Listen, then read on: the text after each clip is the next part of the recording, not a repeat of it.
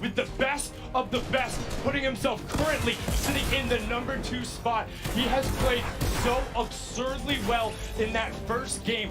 This is what it's all about. If you can bring your aggression, what you do in the qualifiers, and take it to this stage, and you don't have nerves. If you're like Booga and say, I'm gonna go. If you're like King and say, you wanna edit, I'll shoot first. I'll take the 50 health on Elam there, and I will take the point and stay in the match. You can wait and watch me dominate. Let's get into match 2, because that first match was insane. Courage and Lupo, take it away, guys. Sundown, thank you so much. Appreciate the quick analysis of everything that happened in the middle of that game. A lot of action here at the Fortnite World Cup solo competition. This is the last day for the entire event as well. I hope everyone has enjoyed Marshmallow's concert. We have tons of people here in the crowd. Yeah. Absolutely. It's just been ridiculous. So much fun. My Italian family was out there, 25 people deep. They've got a full deli layout. Unfortunately, my Aunt Lorraine down in Florida, I know you're watching. Shout out, we love you, miss you. But no, they're all here for their first ever event too. It is an incredible energy in here. And you know, guys in the venue, do you guys want to see another Fortnite World Cup next year? Should we do this again? I'm thinking, yeah, Jay. All right, budget's approved, Epic, it's happening. But folks, let's get back into the action. Game number 2, about to begin. Booga, the superstar of Game 1, the talk on all social media with the hashtag Fortnite World Cup. What a play. The lobby is ready. The players are ready. Ladies and gentlemen in the venue, are you ready? Game 2 of the solos competition here at the Fortnite World Cup Finals starts right now. After last game, I have a feeling you're going to see maybe potentially more contested drops and players vying for those points, seeing exactly what can be done now. Booga bringing home 9 eliminations in that first game. I think the next 2 closest were 7-4, and then everybody was below that. The Arcos, I think, having 4, King with 7. Going into game 2, yep, knowing that we still have 5 remaining, knowing that based on the leaderboards from yesterday, that 17 points at one point separated first and last. And by the way, a quick note, we can see the mini-map, but I think Tfue, yeah, there it is. There it is. I'm pretty sure Tfue has the block all by himself. Again, Clipnote didn't want to challenge it this time. No one nearby at all, and also on that map, look at the 2 llamas. Right outside a racetrack. It looks like one player's about to go claim him. Also, Bizzle, who basically lands in Dusty Divot uncontested, I believe already got a llama in this one. So some great movement will be up there for them. Here again, the stats for last match. First place, the Victory Royale, 19 total points because of those 9 elims. Sitting pretty, 5 games away from $3 million. I have to say, I feel like after one game, seeing an average placement stat of first, that's something I would screenshot just to hold on to. Yeah, Best player in the world. I averaged first through all the games that have been played. Here is Aqua versus Twins Aqua, as we can't stress enough, our Fortnite World Champion from yesterday in duos. Only with a common SMG is Twins, and pumps being missed left and right from Aqua. And I'm going to tell you right now, Aqua's going to be upset with himself on that one, Dr. Lupo. That was a sloppy fight from both sides. I'm going to say it right now. Those early game fights can be very, very awkward, but we also have the first elimination what we saw earlier. Gosh. And it was Bizzle with the common pistol and then says, here's your reward. A llama that was looking at a nice view from the top of Dusty Divot. Kovacs out of his mind. By the way, a quick note here. Twins had 46 elims in his qualifying matches. That is so many eliminations to get to this point. Yeah. Over 10 games, that's huge. And most players didn't even get to play the full 10, so you got to think Twins did pop off in his region when it was going on right there. Yep. 2 shadow bombs. Already has a flint knock sitting on minis and a pump. Solid early game loadout. Can pick up maybe one more movement ability, depending on whether or not he wants to keep the flint knock in his inventory. We'll have to see. Still hopefully looking for a slurp at some point. MQ and Mr. Savage not far from each other. Takamura, Clarity G also in Happy Hamlet, my least favorite drop. I'm going to be honest with you, but a lot of these players know exactly where the chests are and know exactly how to get there as fast as they can. And there are so many materials down here. This also is one of the highest chest spawn counts in the entire game. This POI is insane. Yeah, I believe 29 possible chests or something along those lines. But as MQ says, you know what? Let me roll away for right now. give that to Mr. Savage. Over to Snobby Shores, it's Hornet. Putting the spray down with that heavy assault rifle. Only 19 AR shots left, Doc Lupo, so we'll have to use them wisely here.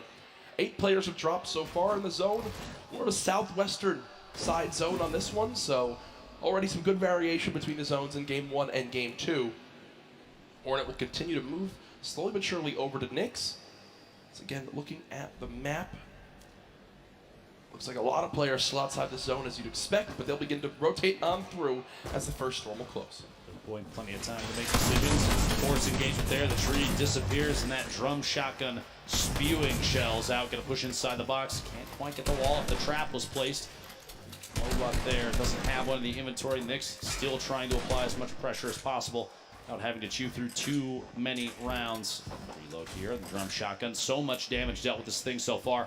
Wouldn't be surprised if he goes in for it here in just a second, and he does. Watching that corner, Hornet still on the defensive. Long-range spray from a drum shotgun isn't enough, but up close, the thing is very, very deadly. Nyx picking up first elimination for him in this game. Also with the emote after the eliminations. That's 2 so far. It's spicy.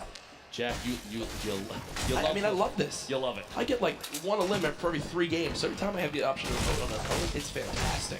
A very important note there. Nyx had the most eliminations in the online opens at 61 during his qualifying week. That's crazy too. And Nyx from Brazil. We often saw very aggressive gameplay from those players during their qualifying matches. All they would do was kind of just stomp through their lobbies. We always talk about how insane it was. Here's the inventory for Tfue right now. 4 minis, 3 big shields, good lord, 4 shadow bombs, good lord, a launch pad, a legendary infantry rifle, a blue pump shotgun. Tfue set up for the rest of this game, nearing max materials as well. This is what happens when you give this man block all by himself.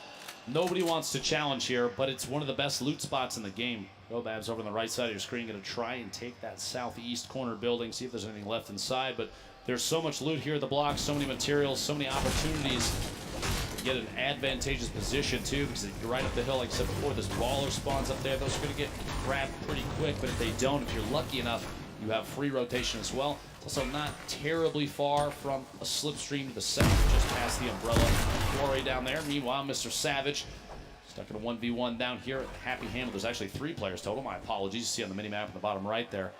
They can't see those arrows, but we definitely can. And Crew and Takamura still down inside in the building.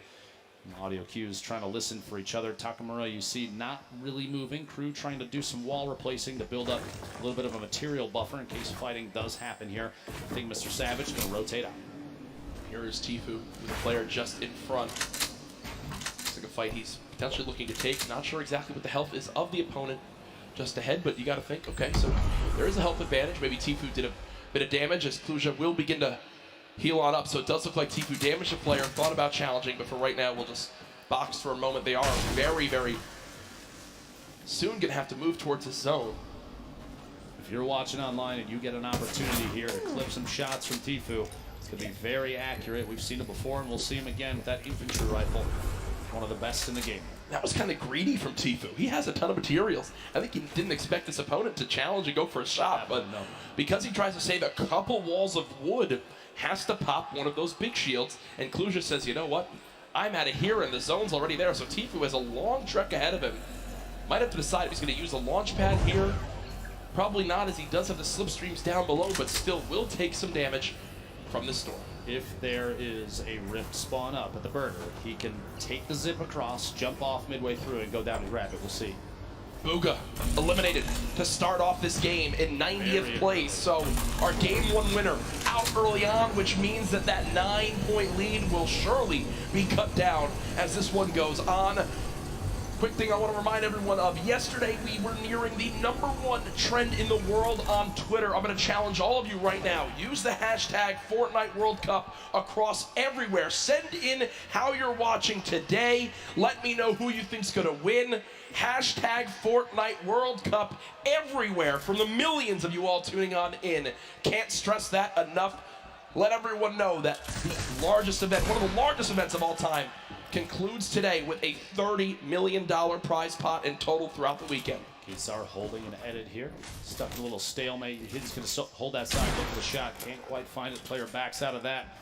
Not fast enough. Mr. Savage goes down to Mega. Teams eliminated early in this game 2, the World Cup solos. Star holding this edit yet again, just trying to wait and watch to see if he's going to spot this player and make a move. This might be an opportunity to make a play here. Twins kind of baiting the ultimate high ground here. Quick little resets, going to go for a wall replace. Does get it. Pressure apply, going to jump up. He built the ramp preemptively to defend against any shots. Here it is, a shot from the side does make contact. Twins down to 90 total HP. Big hit there with the shot. He's going to try and rotate up on the outside, getting pressured against the edge of the storm, and a build-off is kind of the only answer at this point. Quick hits down, doesn't quite find that the player inside ahead of him has the lead. Another big hit, 14 HP left for Twins. A build fight is all he's got left. He could shadow and try and get away, but if the player inside is smart enough, Keemstar knows exactly where to shoot. Twins is going to go down. We'll see here. One pump is all it takes, though, with this thing. 150 HP. Oh my gosh. They're almost going down there. No shield remaining. A back and forth between these two titans of Fortnite. And there it is. Keemstar finding the lead. The shot in there, and Twins eliminated. Move towards Storm Surge kicking on in. I do want to point out where this next zone is. Spoke to production. We'll bring that back in for you all to see just how insane zone number 2 will be for everyone on this map. Actually, it's ridiculous. Yeah, because they have a long, long run ahead. Look at that. All a the third way of the to zone south side. Off the map. Not only are you forced all the way to the bottom of the map, you've got nothing on the south end of the safe zone. Players going to get compressed together. I would expect going into circle 3 or 4, you're going to see a very low player count in comparison to last game. We're already down to 75. And Storm Surge now getting ready to kick in. You have 5 players that need to go down before damage starts to go out to those that have not dealt enough of it. Yep. Multiple players bunkering up here at Happy Hamlet. Not a whole lot of real estate left. Shots going out there. You heard that minigun, one of the very good weapon for applying pressure to structures, especially when you see other players are taking shots at the same target. Another fight in the top left of your screen there. Replay between Niddle, opponent inside the box. Caught above and headed down. Quite long the first shot. Follows through with a second, third, fourth, and the elimination. He had 1 health left. If you look, after the 50 health was earned, he was stuck at 50, meaning he was under 1 HP. He had effectively 0.9% health. And goes down right there. His opponent can't win the fight as he's rewarded. Nakamura on your screen, 179 total HP, and that's a tough battle you have here, Dr. Lupo. Do you use your last healing item in the big shield for only 21, or do you hope maybe 179 health is enough for the next fight? It's a double-edged sword, a tough decision to make. Storm Surge still active. 4 more players need to go down before it ends. Trying to get the wall there, can't quite find it. Quick edit up and out. Solid. Gonna make the rotation away. Waiting. This is just an opportunity. He's basically trying to bait to see if the player inside is gonna head out. Shockwave. Lecce hits the tree. Might cost him. Pressure being applied now. The 1v1 not over quite yet. Combat shotgun from above right here will be very effective. The spread from a top-down position like this is like a guaranteed crit. Here we go. Shot from behind, can't quite make contact yet. Zone now hitting for 2 as well. Player's gonna have to go for it very soon. Here we go. Another shockwave to push away. Storm Surge is active. He's way above, and those bandages are gonna be key to survival. We'll see. I guess the swap in position. She took the high ground temporarily here. They're at a point now where they basically just one of them needs to get in a fight. One of them needs to win this fight if they want to survive for the 50 extra health. Lecce slowly taking this damage. 2 ticks every second, and it's going quick. Dr. Lupo now down to just 12 HP. This could be done here momentarily. A shot, no! Moffin wins it with the quick shotgun to the dome, and you see, using 4 bandages, the 50 health puts him back to 100. It should be enough to move on in. Storm Surge now over as well, and the next zone just popped up. And it's even more southwest. Tfue still alive in this game. So far, 0 eliminations. Still, though, with this magnificent inventory for the late game. I just want to say that the bait outside in the storm, forcing your opponent to take damage, knowing that they're not healing through their own HP, basically a way of weakening them, and then you choose the time to engage, means you don't even have to be as active as before. That shotgun, Tfue take a couple shots, and that player on rotation with the shadow bomb, a little more difficult to see them since they're basically invisible. They are a shadow. Yeah. Is that why they call it a shadow bomb? Not entirely sure yet, as I'm still figuring that out. Tfue not safe in the next zone. Is he going to use the launch pad? Is he going to try to use whatever his opponent places down right here? Oh, no damage being applied. Gonna attempt to try and bait. Doesn't put down that launch pad. Here we go. Thought for a second he might go for the right. Chooses not to. Flying past multiple players in shadow bomb move. And here we go. Shots from the backside. Pressure being applied on Tfue, and he's going to have to box up for just a second. There it is. Shadow bomb and door edit. Gonna make a move on the outside. He is in the shadow form still, and you can keep this by jumping against the wall. That was not a good shadow bomb, I can tell you right now. Gotta be disappointed there. Big hit from above, down to 55 HP.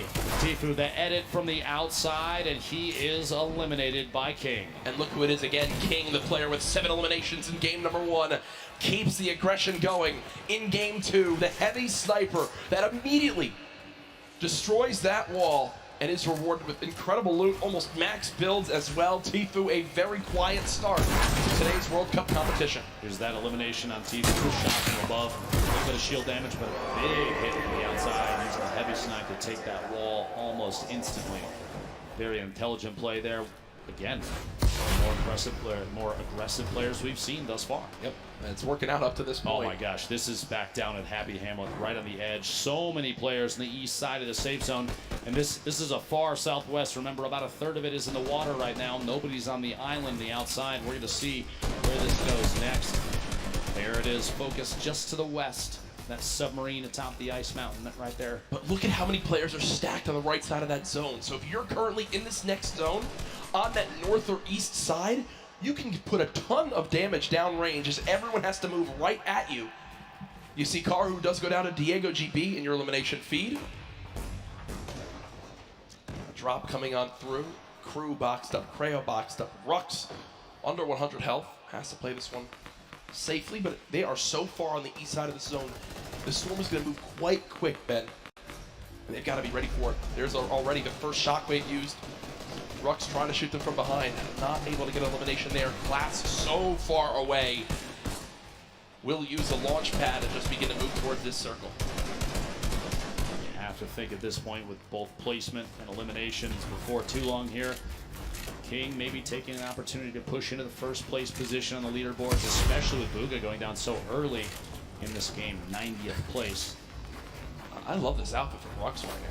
He's a dinosaur.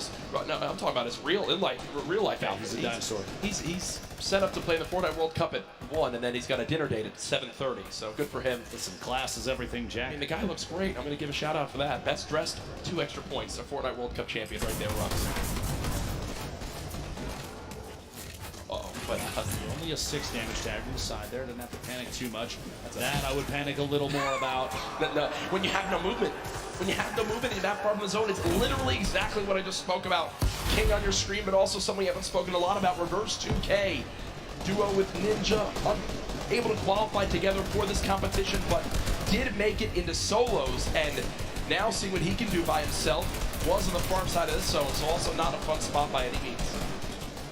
Quick note, King currently has the highest damage in the match, 574, meaning, like I said, that aggressive gameplay. Still in it, still trying to win, still trying to get the beat on players, and a quick beam on Aspect up the ramp, caught off guard by an edit play. A shot through the wall, gets the follow through with the edit. Nate goes down. He is playing out of his mind right now. King reminds me of like Vinny and Zextro back from the earlier duo competitions when they would just try to fight anyone they saw. King, 7 eliminations in game 1, now 4 eliminations in game number 2, and there's still 42 players remaining. And there is only one person in the next zone that just popped up, Dr. Lupo. It is as far west as possible, and look at those arrows frantically moving on over as everyone knows prime real estate is available. This is one of the most insane zones I've seen. Look at, no one's in it, no one's in it. Quick couple notes about King, one of our players from Argentina. He is the minimum age required in order to play in the Fortnite World Cup. 13-year-olds combined. Wait, King is 13? He is indeed. My goodness. Jack is 11 million times better than both of us combined. Yeah. I mean, that is absolutely ridiculous to think about. Cosmic on the height. Vivid is still alive in this game. Artgrim is still alive in this game. Draken's still alive in this game. What does King use here? It looks like will again place the launch pad, and what you saw right there, a ramp placed backwards to bounce off of it so he doesn't go all the way up. It's basically a sitting duck up in the air. Kind of flows quite quickly towards the opposing player. King, imagine winning $3 million as a 13-year-old. I mean, I think I would have bought like a Razor scooter when I was that age. Probably. And enough ice cream to, well, don't really know where I was going with that one, but to be honest, there's going to be a lot of ice cream. Surprised that food's the topic here. The push through the air. King getting aggressive into the next safe zone. Here we go. Gonna have to hold a wall for just a moment. Little drop down. I like this repositioning. He doesn't want to remain on the same elevation. He's got multiple floors now in case he needs to take a drop there. Yarkos gets beamed from the side. Limited by Scalar. Arkham in the feed, pick it up, and Elam on Bella EU. Dubs, Bucky, multiple players still in this game on your screen. Clicks taking out Cease in the feed. 29 players left is the big thing to note. Four more from placement points, which if you make it to top 25, instantly 3 points earned. That is on the mind of every player still remaining, and the zone's still moving west now. Shots through. Minigun, a quick swap there, picks the shotty back up. Interesting little play on the fly there from Zell. Trying to do just enough damage to the wall. Here we go. Shockwave.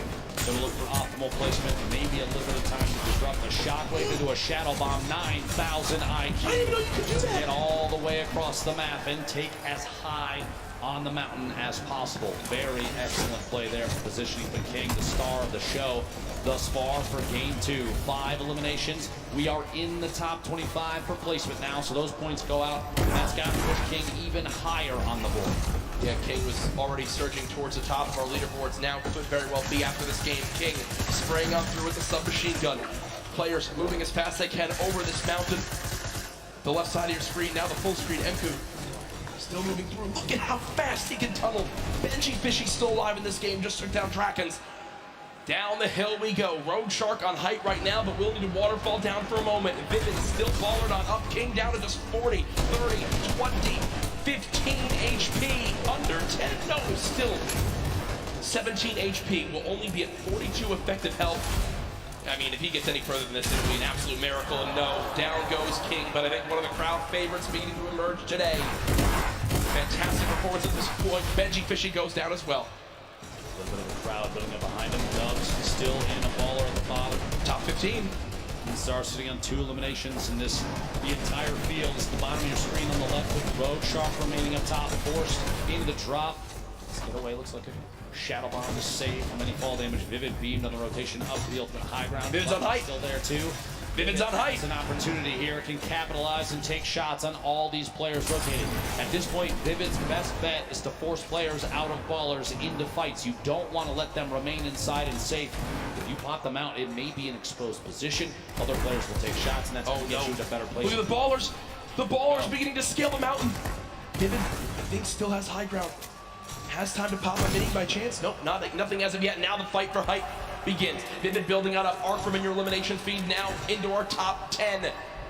Issa, the controller god as many regard him as, takes down Sam. Another one onto Thatch too. So Issa from Europe getting involved in this game as well. Vivid and Road Shark all the way on high ground. Still multiple ballers in play. Ladies and gentlemen, this is the Fortnite World Cup Solos competition. This is game 2 of 6, and oh no! Vivid has lost the high ground, but he says no! This is mine, young man! And takes it right back. No mats! No mats! No life! Vivid is out of this game. But he got the limb. He got the limb on a Road Shark. He's at 2 eliminations, sitting in the middle of the pack right now. 7 players remaining. The end of game 2 right before your eyes, folks. 120 total HP. He can't spend any time out of the zone right now. Player goes down inside the box. Can't quite get in. One right behind outside. Can't find a beat. Issa goes down, placed in 4th. A 1v1. Dubs, the ultimate high ground. The crowd cheering behind him, looking to see if he can capitalize on this advantageous position. Down low, it's Skype for Skype. A little bit of a build-off between the two, layering defensively against each other, but Dubs, no builds. one build. The flint knock to save him on the drop might be the play, just outside ahead of the build. Maybe can catch himself. Oh my gosh, is he around inside the storm. This might be it. Shockwave into the flint knock, in the safe zone, doubling back, another one, a valiant effort. He's got to find a beat, but he won't be able to do it. Ladies and gentlemen, game 2 goes to Skite. Skite had 27 health left, 8 HP. If he took one hit from the storm, he was dead, but he clutches on up. We heard in the interview earlier, he said, I'm gonna play my game, win, do what I do best, and Skite does it there. Dubs, what a valiant effort. Look at that. Look at Skite's HP. Literally one storm tick would have been enough, but Dubs had no mats left and unfortunately didn't wind up making it up that mountain. Skite just wins, and there you see the celebration. Game 2 goes to EU as Skite comes out on top. Single elimination, 11 points for Skite. Gonna be great for the leaderboard. We'll have to see exactly where they end up. But a big, just honestly, a maximum effort from Dubs was insane to try and stay inside. Absolutely incredible. Here's your leaderboard as it stands right now. First place being held by Booga. 9 elims, 19 points from that first game.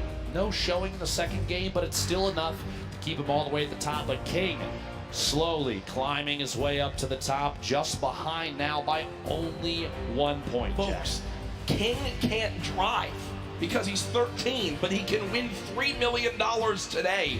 When you talk about lives being changed, it's what the Fortnite World Cup Finals is all about. And now our crazy 9-point lead is down to just 1, 1st through 10th within arm's reach. Our top 20 absolutely there as well. This is still anybody's game. Same, the spread between 1st and 20th still very, very close. Anybody can climb all the way to the top in an instant, as we've seen countless times of the 10 weeks of qualifying all the way to here. New York City for the Fortnite World Cup, and this is the final day. Jack, today we give away $15 million in prizing. It is absolutely crazy. It's insane. The energy in here so far today. I'm sure everyone's having a blast watching. Games 1 and 2, fantastic. So much happened, even more than we could probably even take in, and that's why we've got great people like Balla to help us out. Thank you so much, Courage. Yes, I'm here. We have a ton of awesome plays, a lot of action unfolding in that game. I'm going to help break it down. We're going to hop in with King, who got so many eliminations this game, no placement points. But if you recall, the beginning of this, nice tags here, gets the player white damage. He knows he has health. He knows he just has only health, no shield. He just continues forward and goes for the box fight. In the second zone, the zone is about to start coming in. He has no fear, the aggressiveness of the player, and the double edit makes him fall right back into his own box that he had a floor on already, gets the cone on top. That's Leleo, another player from South America, but he continues to take out big names, and here's Tfue. He tags him a little bit, but then pulls out the heavy sniper right as Tfue takes the box, and because of that, that came as a surprise to Tfue that he could bring out the heavy sniper, take the wall right in that instance. Usually he'd be expecting the pickaxe on the wall, but the heavy sniper, speed. Now King, continuing to look forward, continue to look towards the zone where players come from. It's Aspect that he takes out. That's 3 eliminations, but he goes on forward and grabs another one with great awareness onto Nate. So unbelievable play from here.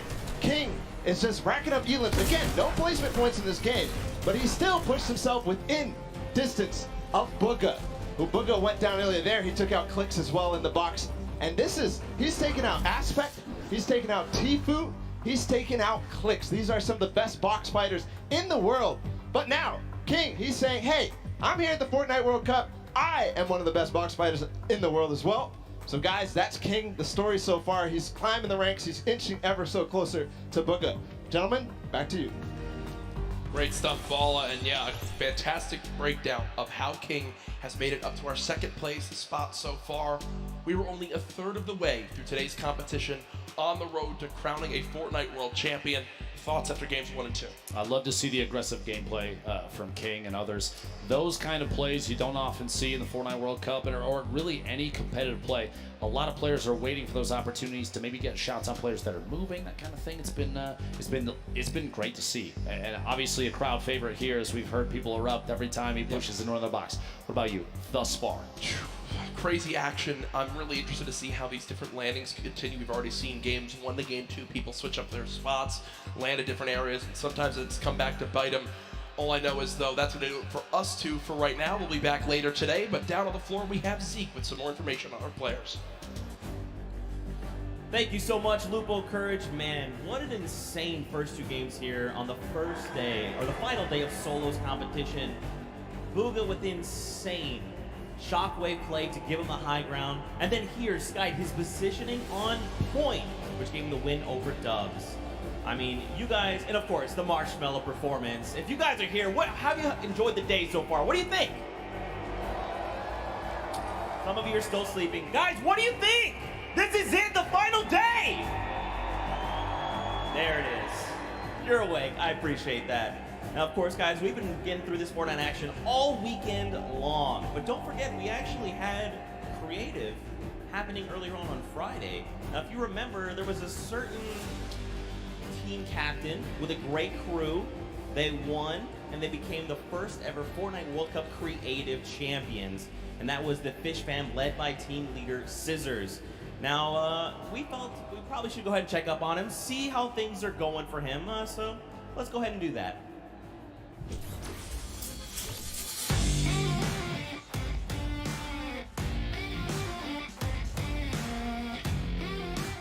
Plays, and we're here in the player lounge right now, joined by the winners of the Creative World Cup. First of all, congratulations. Now, Scissors, how does it feel now to solidify that title? It's kind of awesome considering I love creative mode. It's thriving, it's awesome, I love it. Now, Tyler, did you ever believe that you guys would secure the position here today? Yeah, I always knew we had it in the bag. You know, we're the week 1 qualifiers. We're the most stacked team. There was no competition. Just when the last map was a death run, I knew we had that in the bag. We got some good players here. I knew Zan would clutch up, and he did just that. You could tell he lifted the finger. He said, we need 1 coin. Just grab this coin right down here. If he can do this without being eliminated. Here it is. The win. Oh, he missed it, but gets it with the trap trigger. You realize that that 1 jump won this group here an extra $1 million. It's unreal. Like, if you want to practice with death runs, you need to like do it slow. Don't go in blindly. Like, try and like change everything you do every time you fail. Suzu, can you see yourself doing even more with creative? I mean, the success of today. Will you continue to go and play creative maps? I think I would definitely stay consistent with creative because I feel like there's a lot of potential in creative still. And yeah, definitely this is my thing. But I want to go down the line and see what each of you guys plan on doing with that prize. I would probably end up like saving most of the money, maybe like some investments. He's 18 and he just won $336,000. What are you going to do with the prize? Rent? Rent. Yeah, I think rent. I'm gonna be responsible, I'm gonna save my money. I am going to be responsible and probably just invest most of it and try and get even more money back. All right, guys, congratulations again. Absolutely outstanding job. Thank you guys so much for tuning in, and I cannot wait to see what the future of Creative Fortnite looks like.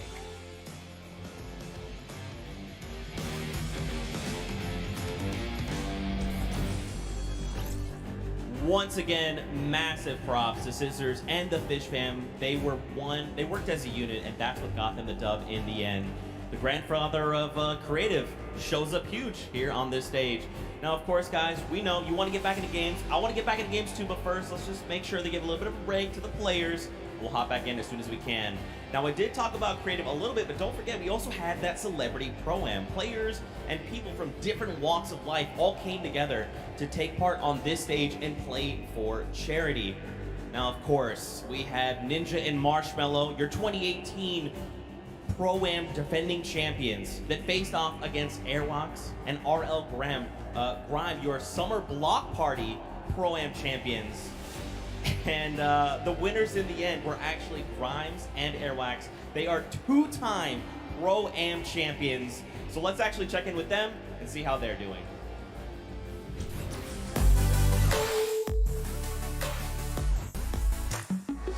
I'm here in the player lounge right now, joined by our Pro-Am winners, Arl Grimes and Airwalks. Wasn't totally expecting you'd win 2 in a row.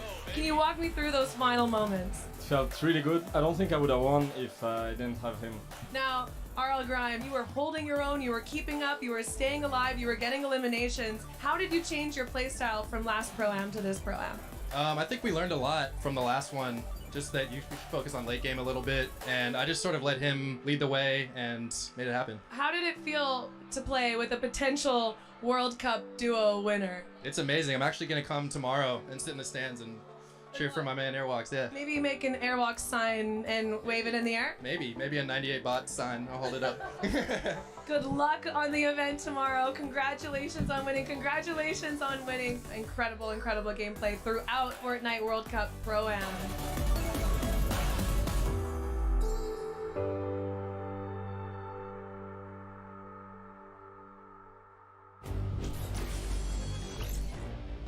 Man, Grimes and Airwax coming in clutch.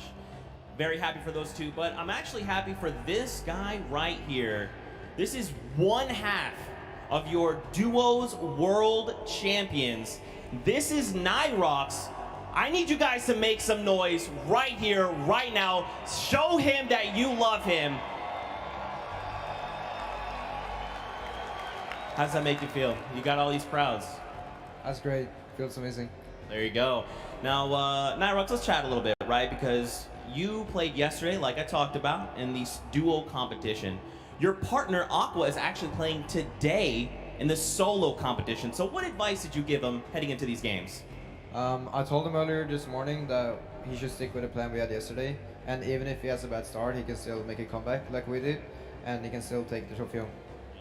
That's pretty good advice, pretty good advice. Now, you're already a world champion. You've got the title. So how does it feel now that you've got this title, you're here, you get to experience this and watch the solo competition, you know, how are you feeling after all that? I mean, it feels amazing winning the duo, even though I want to compete in solo as well. But hopefully this gives me confidence in solos, which makes me do better in solo next tournament. Okay. One final question for you. This morning, you know, obviously yesterday was a huge day. You had a night to kind of sleep on it, and then you woke up the next morning.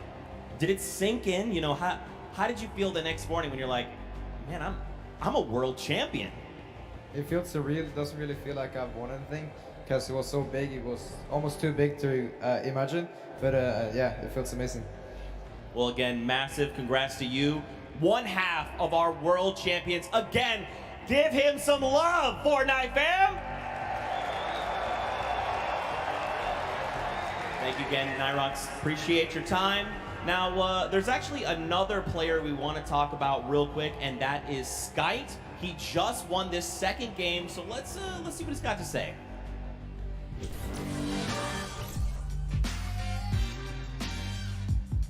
I'm Skite from Lustream. I'm French, coming from Paris. I've been preparing the finals by playing customs and playing every day with friends or mates. It was hard in the beginning because my wrist was a little bit broken, so I just wait and then I qualified for the boss in the last 2 weeks. I definitely want to thank my team because they support me a lot when I was playing qualifier. In here we are more aggressive and NA is a little bit slower, so we try to play a little bit safe. I think maybe Hésite is really good and I want to take him down. I don't think playing in Stadium will affect my my gameplay because I already did it. I love everyone and I'm just excited to play.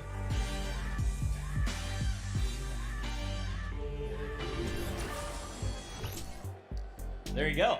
There you have it. I mean, this guy is amazing. I'm a big fan. Sky, you know this. I'm a huge fan. Now, guys, there's so many players. There's 100 here that I wish we could spend so much time talking to every single one individually. But let's actually dive in specifically to one, and that's Mr. Vivid, you know, Mr. Clutchman himself. Unfortunately, it didn't work out for him there, but don't worry, he's going to bring some more heat. We actually had time to spend with him and his hometown, learn more about him, so let's watch this together.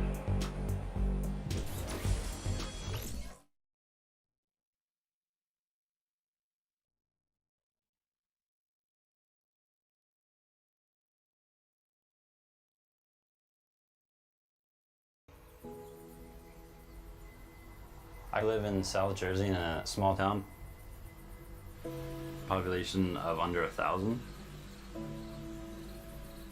You see a couple of cars pass by your house. It's quiet, so it's nice. Here, I played Fortnite at the highest level. Vivii picks it up. Gets the elimination. My name is Noah Wright, Oh yeah, bud. also known as Vivii. Let's go, dude. I am 21 years old. I've been playing competitive Fortnite for almost a year now. Vivii, a familiar name to a lot of fans. What makes me a successful player is probably all the hours that I put into it. The schedule gets kind of crazy, but I'll keep myself in good shape. I will do a workout routine, 20 minutes on the exercise bike, 15 minutes of stretching, and then back to playing Fortnite. Look at that. I don't know what's hitting you, bud. What's hitting you? Just having fun. Vivii popping off. Taking that victory royale. That was insane.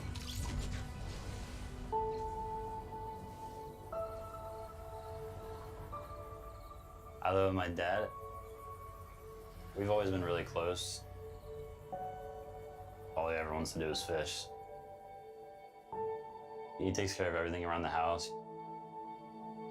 It makes everything really convenient in terms of, playing games and just being able to focus on that. Our schedules work pretty well. When I get done work, he's usually up gaming, so we do spend a little bit of time talking and going through the day's activities. Noah and I helped each other very much getting through the difficult time. When I was 10, my mom passed away. She passed away to a cancer called small cell carcinoma. It definitely made me mature a lot. Made me realize how much my mom actually did for me. Noah's mom had a very big impact on his life. She set the ground rules, making sure the grades were all straight A's, and he could go into gaming. I credit a lot of my success to her. Well done, Darren. But he's gonna catch him in the air. Vivii's gonna get the victory royale. What a game from Vivii. Knowing that I'm successful at doing what I love to do, that would just make her really happy.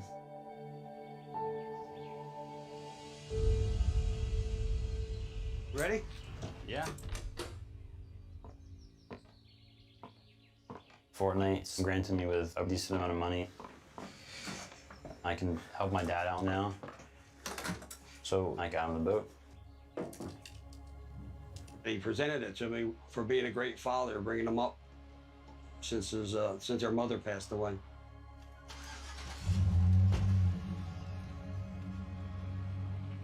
I actually haven't been on the boat yet. So this weekend I'm gonna go on the boat for the first time. Getting him on the boat and back on the water again, one of my ultimate dreams. Looks nice. What do you think Mom would say? She'd like it. I love it.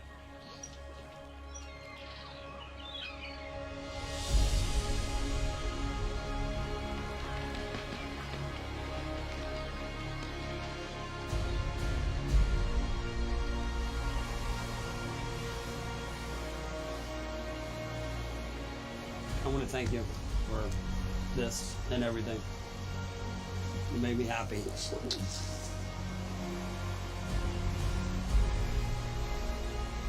What do you think of your first trip out here? It's nice. Now you gotta come out more often.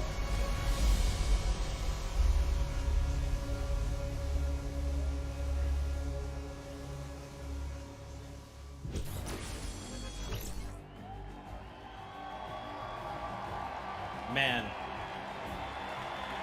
I'm gonna be honest. I'm trying to keep myself together right now. I know how you're feeling, Vivii. I am very close to my own mom, and she means the world. If you guys have a chance here to meet Vivii, he is genuinely one of the most hardworking, kindest people you will ever meet in your entire life. If you can say hello, take time to do it. I promise you will not be disappointed. Now, of course, Fortnite fam, we got to keep the games coming. Games are about to be underway. The players are back. They are ready to board the battle bus. So for now, we're going to send it back up to none other than Monster D-Face, Golden Boy, House DJ Mike Realm. Bring the heat.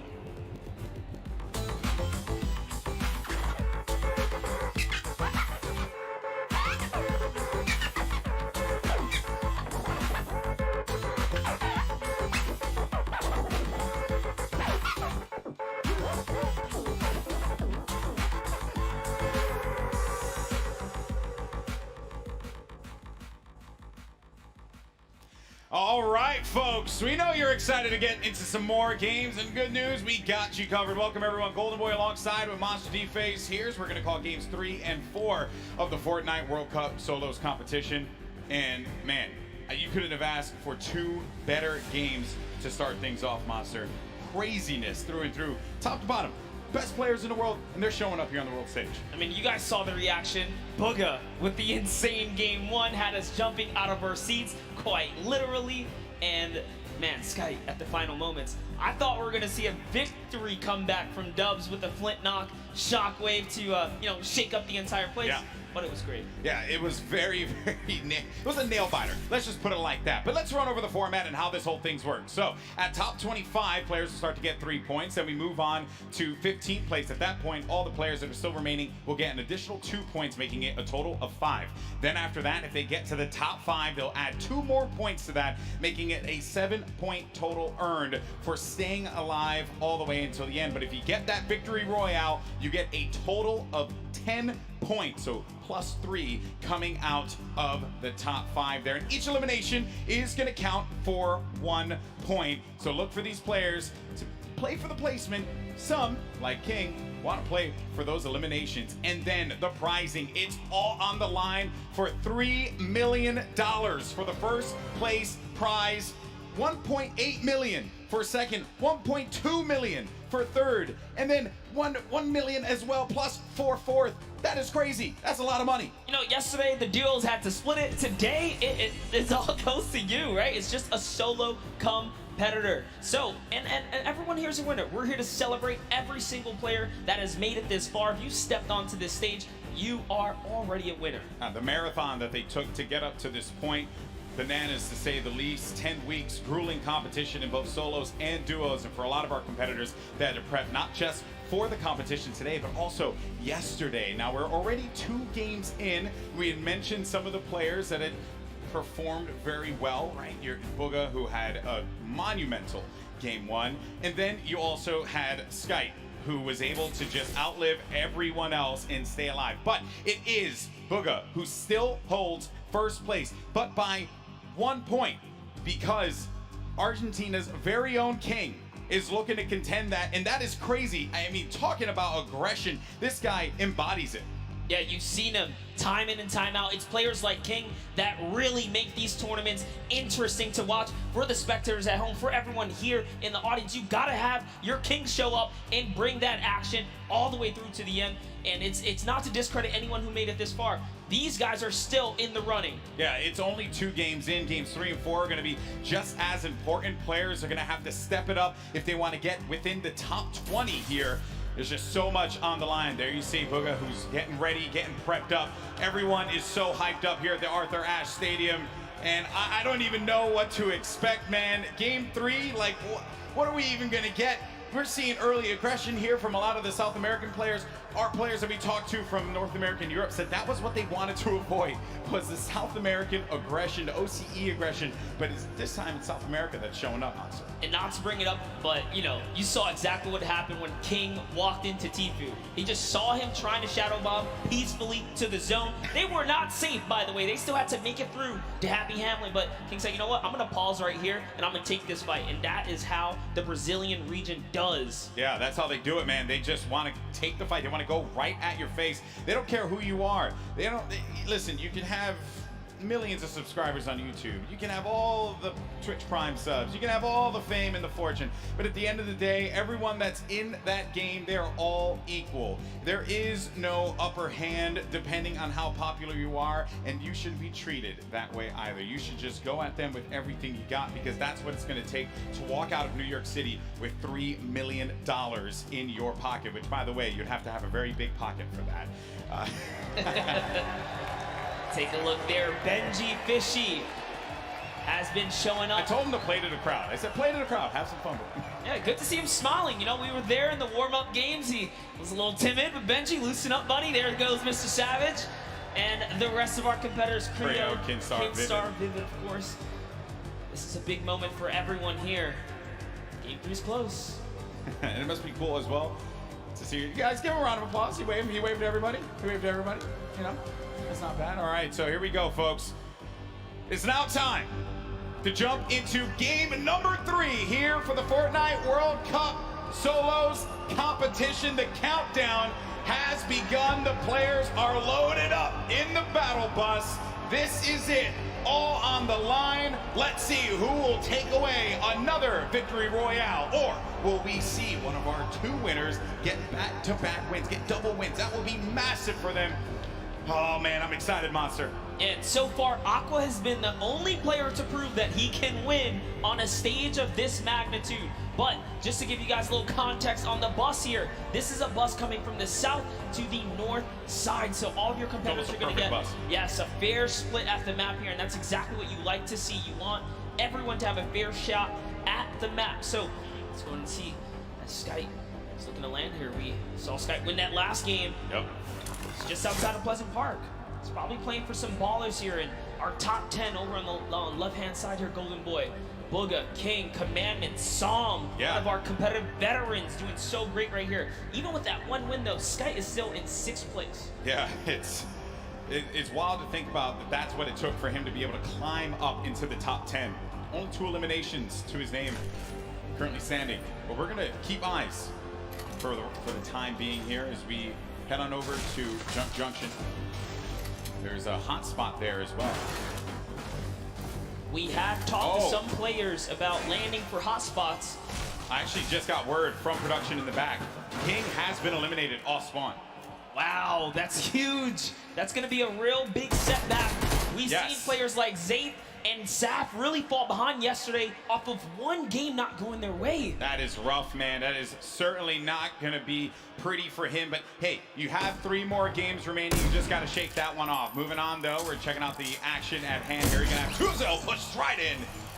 He's going to make him pay. That's going to be an elimination on to Fledimoys. Well done. Number 1 on the board. I'll be honest, I wouldn't trust myself with that Magnum, but he gets right up on him and hits him in the chest. Here now with Crew. That was the shot. Oh, Crew, no chill. Right on the sky platform, too. That was how King was taken out. Couldn't even land safely. Got pinched right out the sky. That's rough. Because there's nothing you can do. You're in a glider state. You're just floating down. You're hoping that no one's looking right at you. The players at this point, they're going to go for those shots, those open opportunities. Then you got Tuzi, who had just picked up an elimination earlier on. The circle is going to be over in the ice biome, so by the Polar Peak, Frosty Flights area, and it's also going to be within Pleasant Park as well. So the eastern part of the map, they're going to have to worry about moving on over to the safe zone. Now we're going to be looking at a crowd favorite here. We got Tfue. Yeah, He's had the best run so far. He's been playing the blocks. He's been getting out of the block successfully. It's actually Clipnode who's been landing here from the Brazilian region. Again, known for landing on a weapon and pushing straight into whoever's at the block. But Tfue has successfully defended himself. Even in the warm-up games, T was winning all of the early game engagements. And, you know, shout out to Clip. He actually changed his strategy. Clip went for a shot there. Yeah, but Clipnode stopped pushing, though. He's not using the same strategy. He's actually adopted so far. But let's see what Tfue can do in these moments. He's chucking some perfect grenades across. Yeah, in game 1, Clipnode ended up getting everything that he needed and then disengaged out of the block. Whereas Tfue took a little bit more time to loot up, get as much as he possibly can. Clipnode from the Brazilian region here, who it's a possibility that he can take him out, but it's going to be very challenging.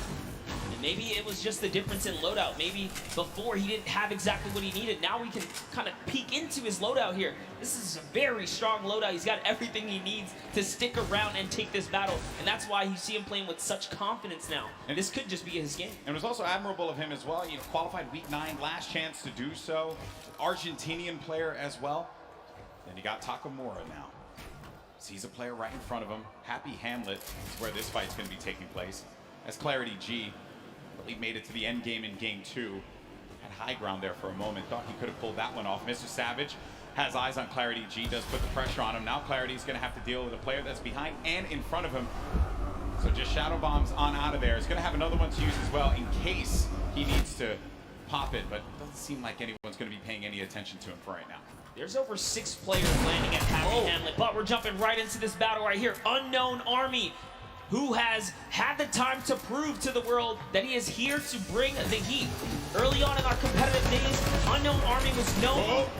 Take over, Golden. This is it, man. Unknown Army, one of our first controller players. Actually, he was our first controller player to qualify for the Fortnite World Cup. Perhaps this is going to be the opportunity that he was looking for, Monster. Put himself on this stage. Get a big opportunity. Things have slowed down here for a moment. He's looking to overtake that roof. If he can get possession of that, head it on out. That's Commandment. Commandment's going to be sitting at the top 5 if I'm correct currently. Good fight here between 2 quality players. It's not a battle he wants to lose. There's lots to prove here. Unknown Army, one of the few controller players in it. We saw Wolfies have a big day yesterday. That wall's his. He's got the aggro. The last one is not, though. He's charging right in, and Commandment's going to have to get out of there. Didn't want to deal with that player. He knew the Unknown Army just had that beat on him. Wisely enough, and look at the health there. That's why Commandment does not want to go for that fight. He's going to be in dire straits right now, as Unknown Army does have the life lead. He's just taking all of these platforms, too. He's gaining control slowly but surely. Nice little peek right there. He goes for the staircase first. So clean.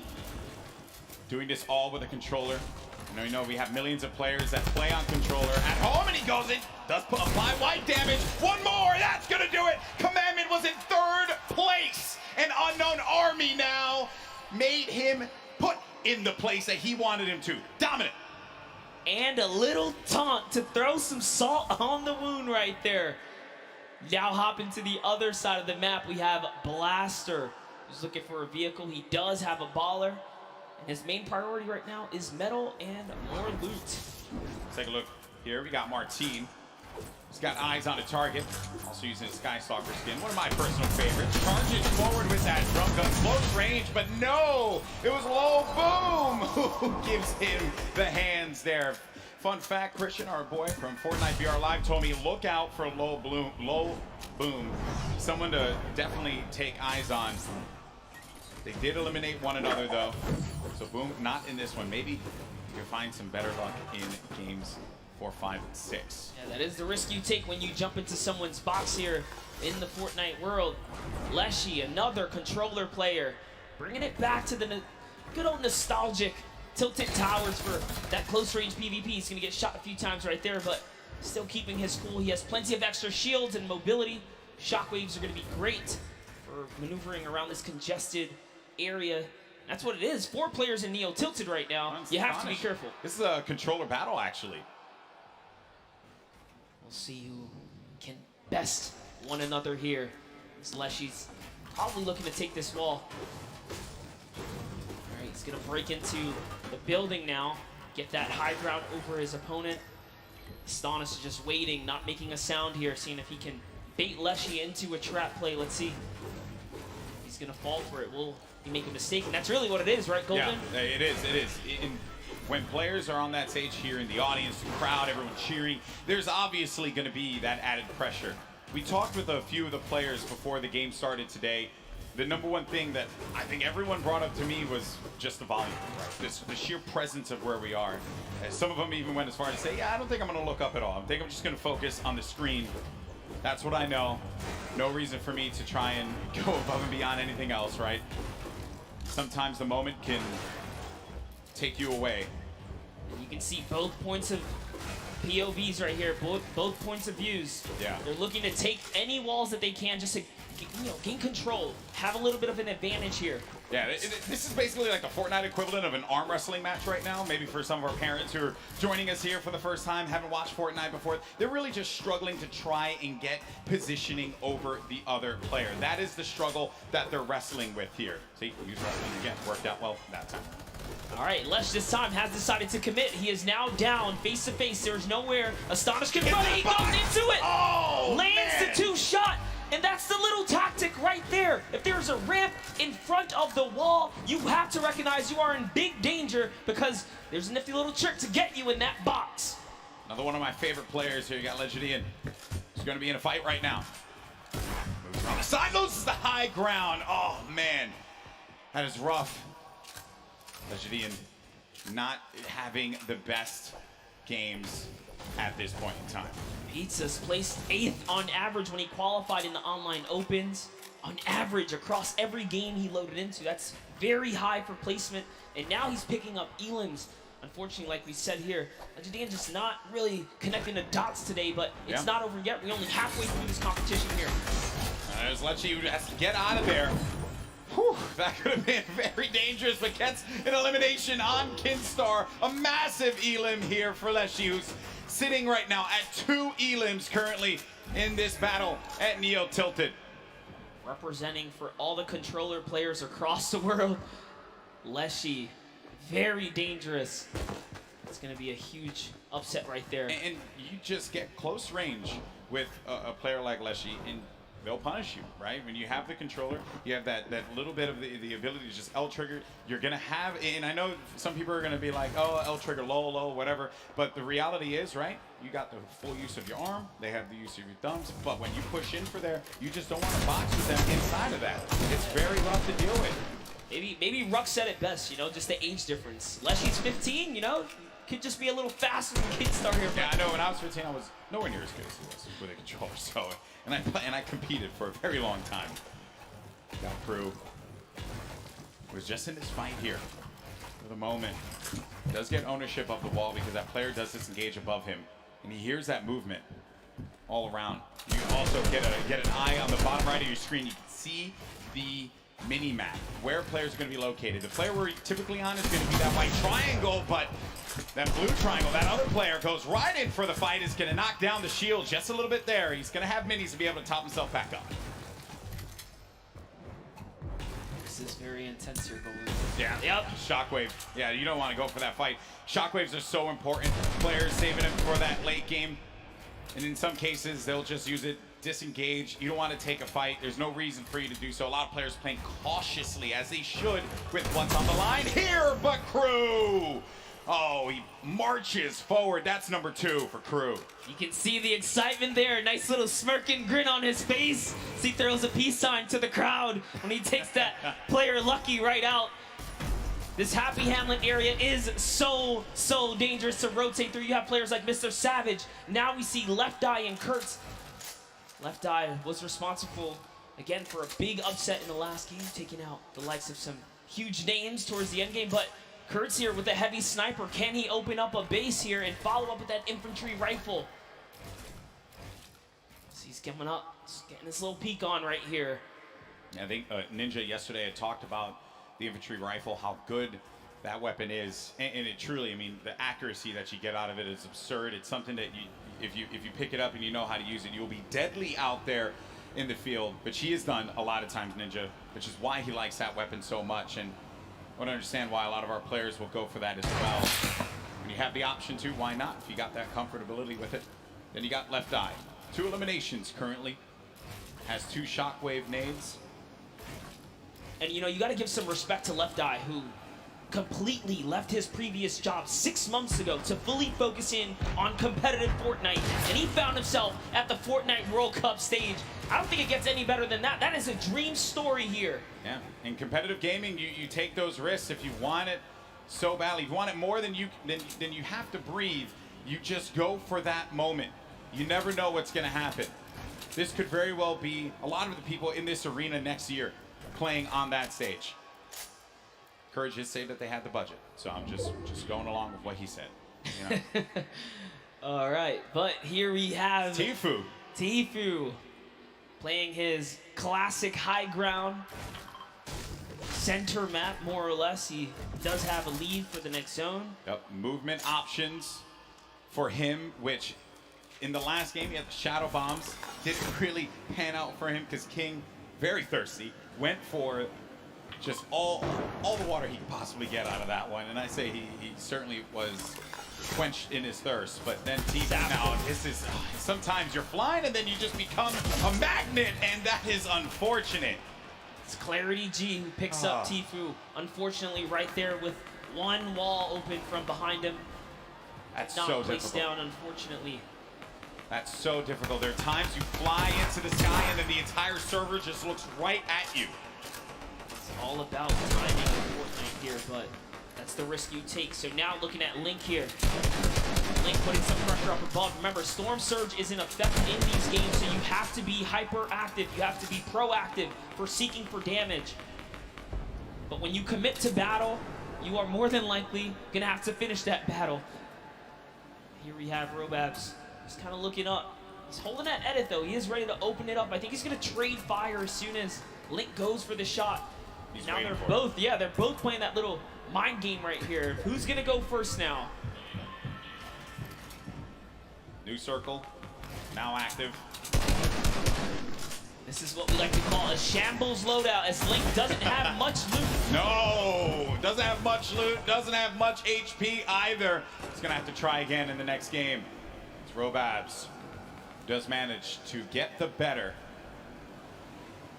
Oh man, this is intense. Now we're at 62 players remaining. Some players taking fights, others really just focusing on staying alive. Staying in this one to the placement points.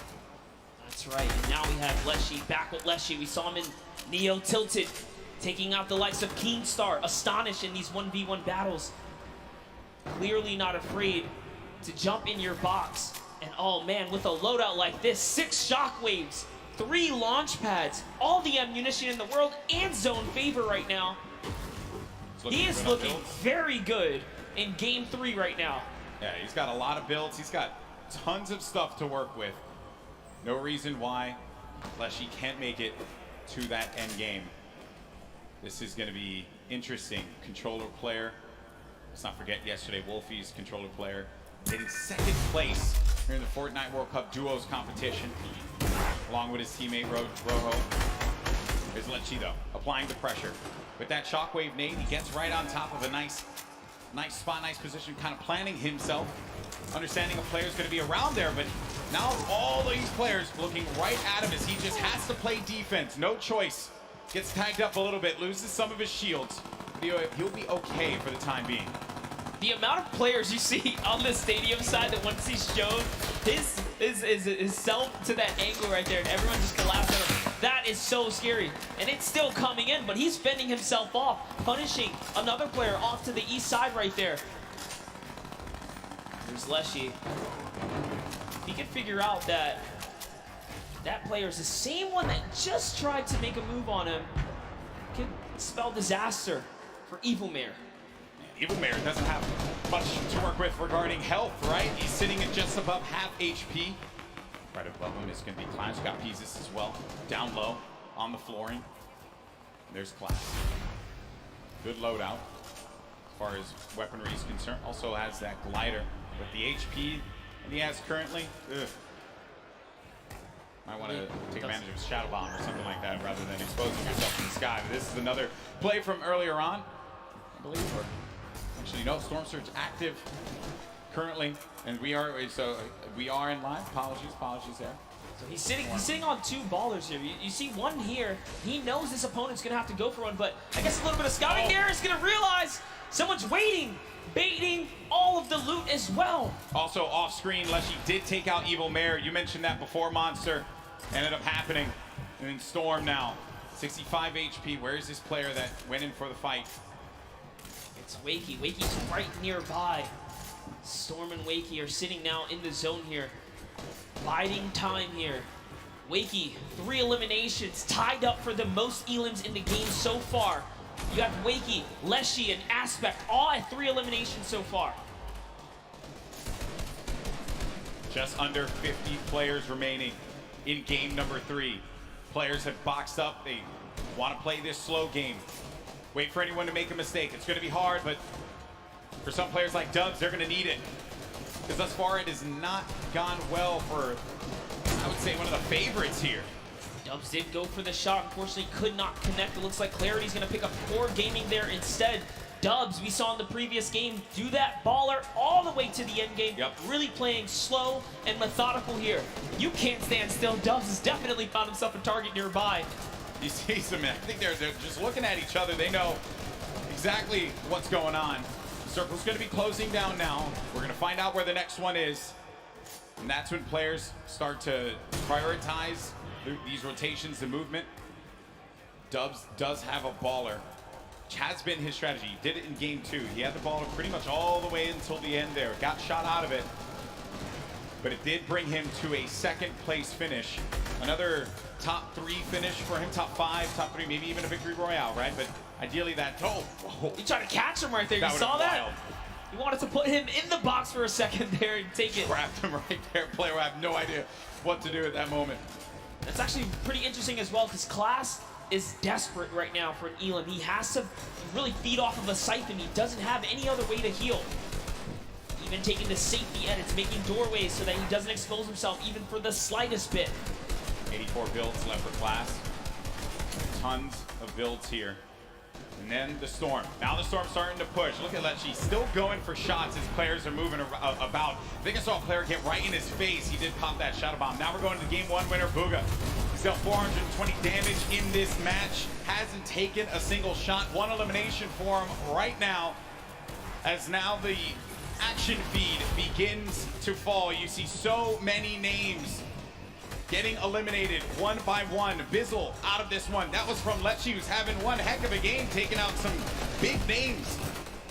It is really going down right here. You can just kind of breathe in this overhead view right here. Man. Bella EU doesn't even realize he has the high ground right now. Clarity G just nearby as well. Bugha at the upper layers in this end game, just trying to avoid that lower ground congestion. Yeah. All these players are just slammed in the middle right here. As Andretta gets the high ground. We haven't seen much of Andretta so far.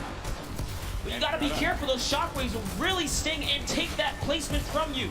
Yeah, he has been laying low so far, but does manage to maintain the high ground. Lost it for a brief moment, but wisely enough went outside of the Storm to regain some of those builds. On the right side of your screen, you got Bugha and Lecce. Lecce, a great game that he's managed to put together with 5 eliminations. Bugha, your game 1 winner, maybe looking to get a second win on the board. How massive will that be for your current first place player?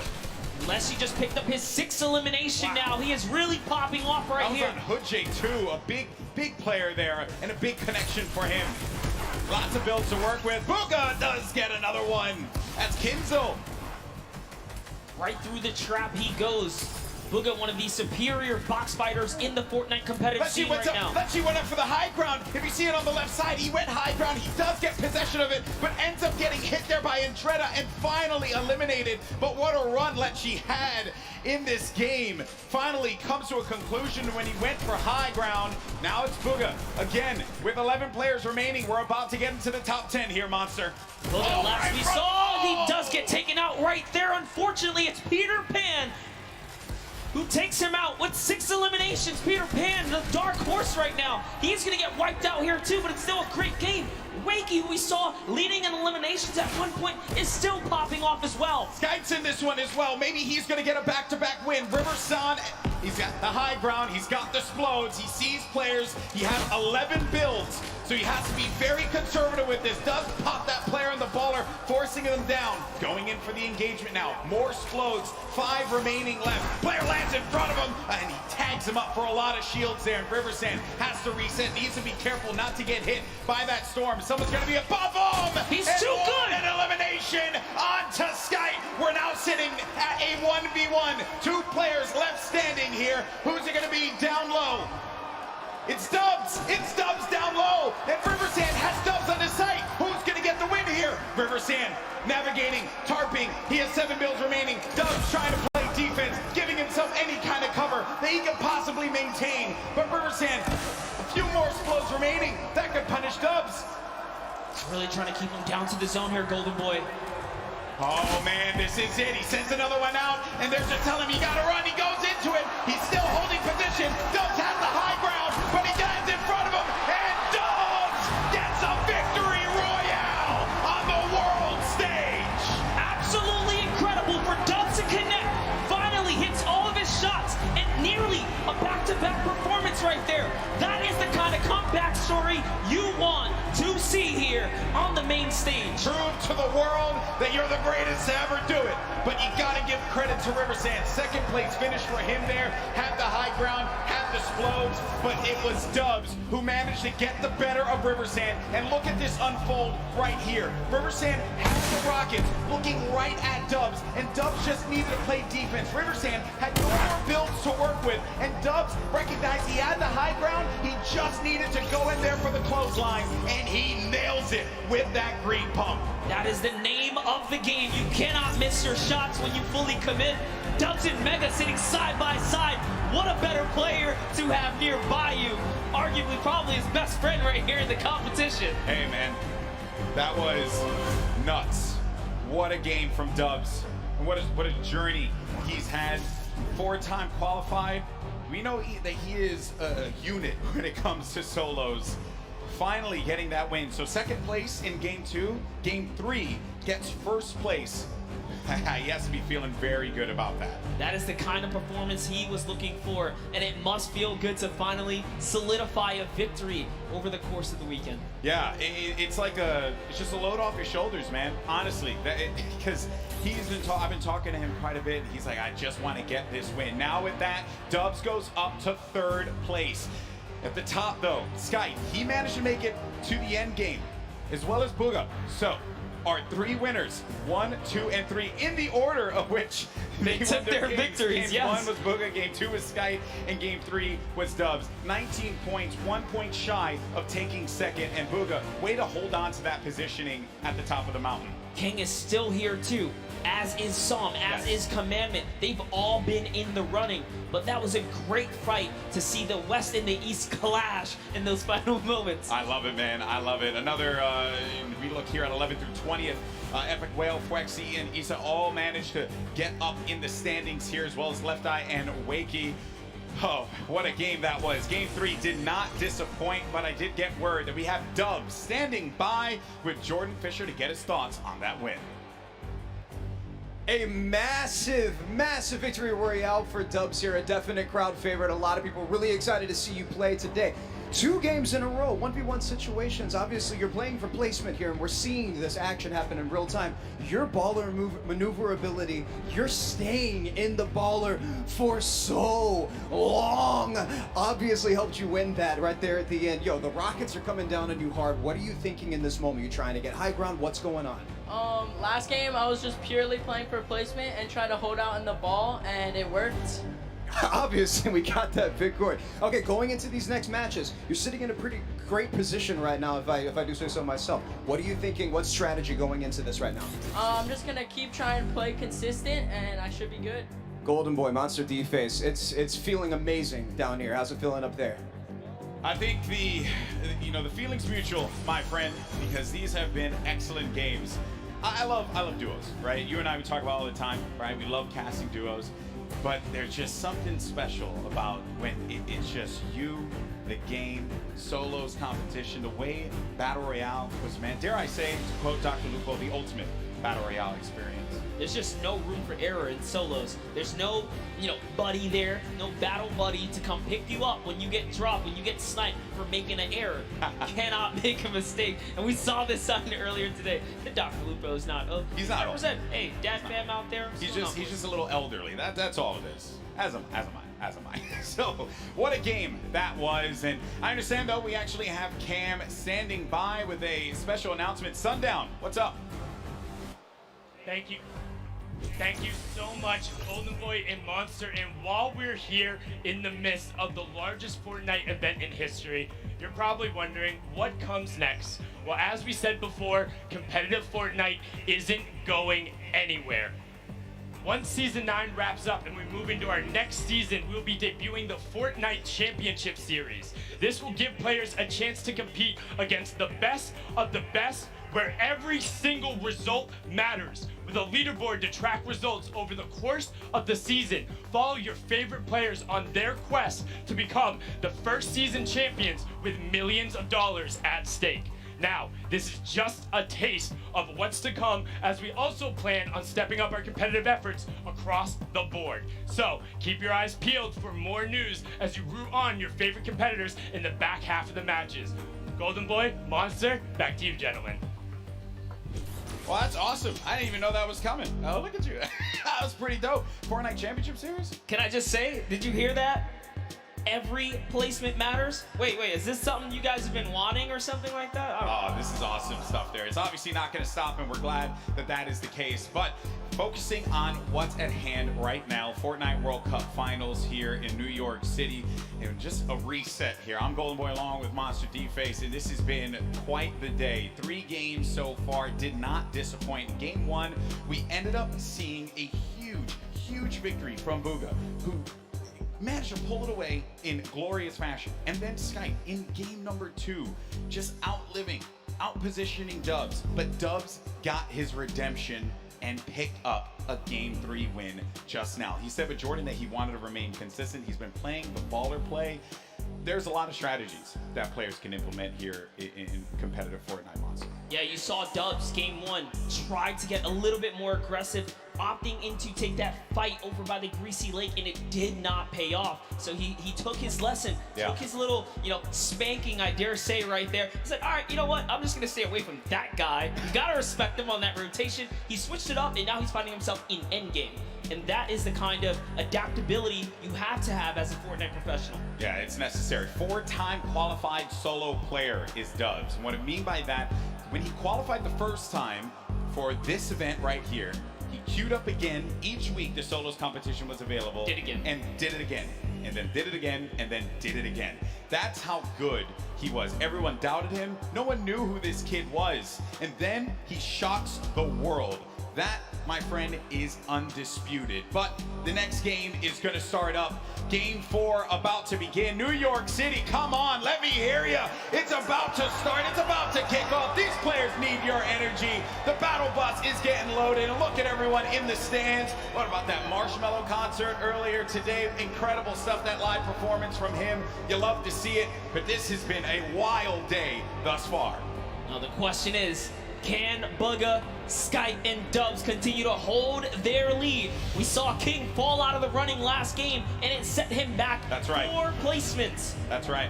That's right. King is going to be someone we have to keep a keen eye on. Not a king eye, a keen eye on. Keep a king eye on him, too, because why not? a king out there. He really is, man. I think someone on the Fortnite competitive Reddit said, if you have that name and you take out a player like Tifu, you got to live up to it. That's you right. You got to live up to it. But there's the standings once again to get you all up to speed. Booga's still holding on to his first place position. Skype and Dubs right behind him. Dubs behind Skype by 1 point only. And this is the spread of the island thus far. Paradise Palms. Some players are going to start to land over there in just a little bit. Dude, Frosty Flights, what is going on there? I see 7 arrows or so just outside of where Dubs is currently positioned. Dubs, our last match winner, in great fashion. You can see he's playing the crack shot house here, where tons of chests spawn. I'm also noticing over at the block, I saw another player there. I did not expect that, another body by the block, but he ended up disengaging out of there. And Clarity G off screen, Legendian as well. They're going to be some of the first to fall in game 4. Here's a nice little fun fact. 46 of 68 points were scored in the online opens through Dubs' placement strictly. So he definitely knows how to get to endgame. We already know him as one of the most mechanically gifted players, especially with his duo partner Mega, who, by the way, they're both qualifying. One of the only teams that are full qualified. And sitting right next to one another as well, as you saw when Dubs picked up the win. His first person to congratulate him, his teammate Mega. Now, Rux. There you go. That's what I want out of Rux. At the start, Arkram. That is a big elimination. Shaking the head, shaking the head. Feels bad, man. Oh, and when friends collide. Yeah. Ouch. Yeah, that is a rough one. Then you got Nixon Niddle. Nick's a Brazilian player. He was clinical during the qualifiers, always seeing him in the top 10 each and every week that he played. Everyone in the region, everyone in the Brazil region knows how good Nyx is. There's one player right below him, and maybe Niddle is going to experience that for himself. Nyx does have that life lead here. We'll have that shield advantage. Niddle a little weak on the HP side as well. Listen, Nyx is here to show why he's the first qualified solo and duo player from the Brazilian region. There's only a few players who have the title of being fully qualified or double qualified for the competition here. Nyx is one of them. He's hearing all that movement up above him.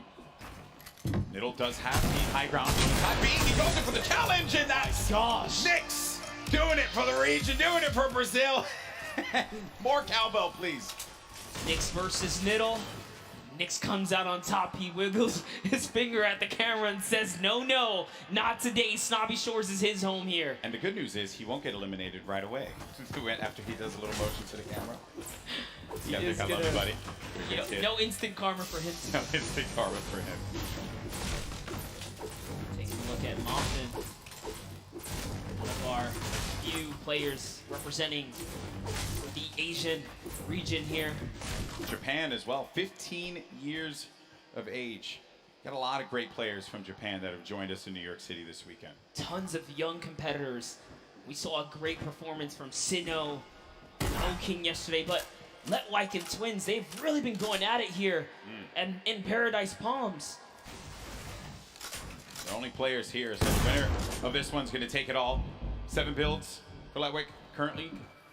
HP, little dire. Twins also going to be in a rough spot too, and I won't get an opportunity to be able to pop that big potion there unless he goes for it. Okay, he's making it happen. He's going for the big potion pop, and he does get it. That's going to give him a slight advantage in this fight. The difference was no hesitation here as Let Wyke is going back in it, even with the health disadvantage here. All that shield's going to be gone out of that one monster. Let does go up above him, and no! Twins got caught looking, and that's Let who will benefit with that chug jug. I'll tell you this, so much confidence. Confidence is key when it comes down to these PvP battles. He just went all the way. He was committed, and he was, you know, hell-bent on getting the win there. But Ghost Issa, we haven't seen any Shifty Shafts action all weekend long. Good to see Ghost Issa here on the main stage, as he deserves as much love as anyone else. What's he gonna do? How's he gonna represent for himself and his fans? It's a battle, cross-regional battle here between Moffin and Issa. Moffin from Japan, putting this region on the map, perhaps. Issa, well-known player in the space. He's been at this for quite a while. Off-screen, you just saw King's name in the action feed against Teak. Another shot, actually. Issa getting third party, and sometimes when you're in these fights, you just don't expect when another player, they're gonna hear the gunfire, so they're gonna try and push the fight, maybe get an advantage out of it, and it's Mega! Mega marches on in and gets the better of Issa. Now it's gonna have to deal with Moffin. Does not have that floor quite yet. Moffin's holding it down. Does he get the hack through? Moffin goes in for the fight, but that's gonna be another one. Number 2 for the Mega Man.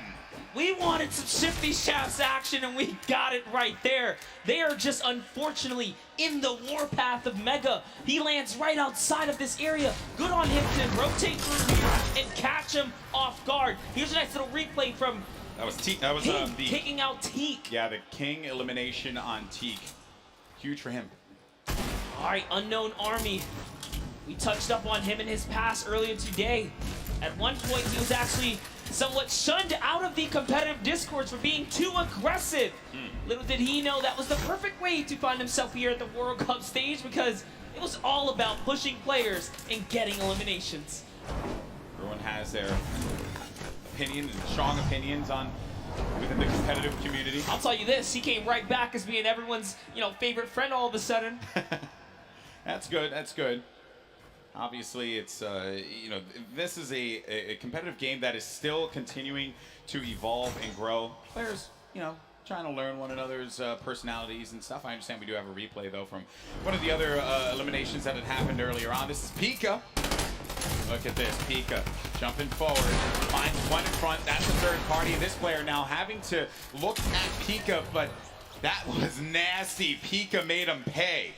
Pika ordered a quick 2-piece chicken nugget, and Aqua was a part of it. That's so Deep fried him. unfortunate. Aqua's really been struggling so far in the solo competition, but I'm sure it's a breeze for him now, being that he had such a huge day yesterday. We're jumping in with Hésite here. Right now, Aqua's playing with house money. That's what we like to say. Huge performance from Hésite yesterday, but unfortunately for him, not going to be the case in Game 4. Hood J, his first elimination is on to one of Fortnite's greats, Hésite. But the fight continues against Dracons. It's an artillery strike right here, and Dracons is going to have to back up here. So Hood J is going to get a moment of peace because he's in the lowest level. He doesn't have to worry too much. Dracons trying to axe his way through the middle, and it's a ton of loot right there. That's his loot, respectively, if he can snatch it really quickly. But no, he's more focused on this battle right now. And sets up a cone as well. And Dracons, you know, from the Brazilian region, so there's just aggression. That's what they do. They'll go after the fights, and they want to get in your face. They don't care. They don't care what region you're from. Absolutely loving the rhythm right now. He's really messing with the cadence of his axes, but he's going to get punished. And now he's the one who's on the defense right here as he backs up and takes a defensive stance to go ahead and heal. Doesn't have any shields, no minis, unlike Hood J, who has 2 more remaining. As well as some bandages. Allow him to bounce back. He's got all the mats now, Golden Boy. Yeah, he's got everything to work with. Sometimes you gotta go and just farm up, pick up as much as you can, or maybe even disengage from a fight. It may not be worth it. It's okay to disengage. Play the safe game. There's no reason that you gotta get aggressive, get in their face. We understand that is what the region likes to do, but in this instance, hey, you're playing for the long game. Yeah, and I talked with Macwood and Calculator in the Players Lounge for a while, and I asked him, what do you do if someone disengages? Do you respect a good disengage? And he says, it depends, you know? If both of you guys are in a weird situation, they'll give it up. There's no reason for you to go for a fight that you're just not comfortable with. Crew, though, he's looking for a fight right now. Has this player playing a little defense, but he ends up getting tagged, and now it's going to be him on the back foot. Has to take a moment. Pop a mini. That was the best case scenario for him because he still has full whites here. He did not lose normal health points. It was just his shield that was ripped off there. 2 quality players right now scrambling against one another. Pika gets rid of the trees so that you can get above. You also get a little bit more resources out of this. Perhaps. It's right in front. Oh, man. Played around the corner there. And then Pika, he just had that brief moment to move away. Saw him move ever so slightly down low. Just saw the tip of his head. This is an intense battle. Pika versus Crew. Crew, a double qualified competitor here. Didn't play in the duels competition yesterday. And of the 2, he's the one who just goes in. He's not the IGL. Let's see how he can handle himself here when just playing solos now, and he's in the zone. He's found himself in the zone. They're gonna get ticked for 1 in the zone, and they're pretty far from it. He doesn't want to play off that camera angle, but he's gonna chuck a brilliant grenade right there. It's gonna open up the box. Now you're inside of the Storm Monster. What do? You're engaging in this fight. You're losing health little by little. What's the play now? Oh no! Got the med kit, but he couldn't connect. The play was just to go for it. Pika gets the better, but he's going to continue to tick for health. Does have a launch pad though. Can fly back. He's really far from the safe zone. And I just gotta say, that was Crew's game to win. He managed to turn it around and get that right camera dominant angle back, and he could have had it at that moment, but Pika's prime positioning put him over the ramp. He lost sight of him, and he let his guard down. He got punished for it. And this is from Pika's perspective and how he got the better of Crew with the burst SMG, the weapon that I happen to favor quite a bit. I like it, although I do like to set myself up for failure sometimes, so I'll pick up the burst SMG. It won't really end that well for me, but for these players here, they know how to take advantage of each item in Fortnite. They are so good at really working with what's in front of them. Now the format, as we mentioned before, we're pretty far from it, okay? So when you get to 25th place, that's when the placement points start to tick, but each elimination is gonna give a crucial point. These have been some low point games. If you watch the online qualifiers wondering, man, We're seeing players getting 60, 70, 80 points, even 100 in some instances. Those are the online qualifiers, a different format. These are the best players in the world going against one another. The gameplay is going to slow down just a little bit as they all fight for the positioning. Yeah, this is definitely that time in the game when everyone kind of positions up and the heavy congestion begins, but King doesn't care about that because he's King. He's looking for a fight. And arguably the worst zone to fight in, approaching zone 4 and 5 here. He's a savage. He's a savage. He does not want anyone else to sit upon that throne. It should only be him, but it's okay. Sometimes you don't have to be that thirsty. You can move away. That player popped that ramp in front of him. He gets out. And look at this, look at that. That was so brilliant. He changes his angle there. He says, you know, I'm not going to use this side. I'm going to go around and start collapsing in on you, just losing or pushing that player out in uncomfortable ways. Oh, I like this. He's going down low. Master at finding angles here. He's just looking for the best way to break apart his opponent right now, and he's really playing mind games. Now, suddenly, this guy doesn't know what side he's safe on. He's losing all forms of real estate right here. You know, King, he just constantly wants to be in your face.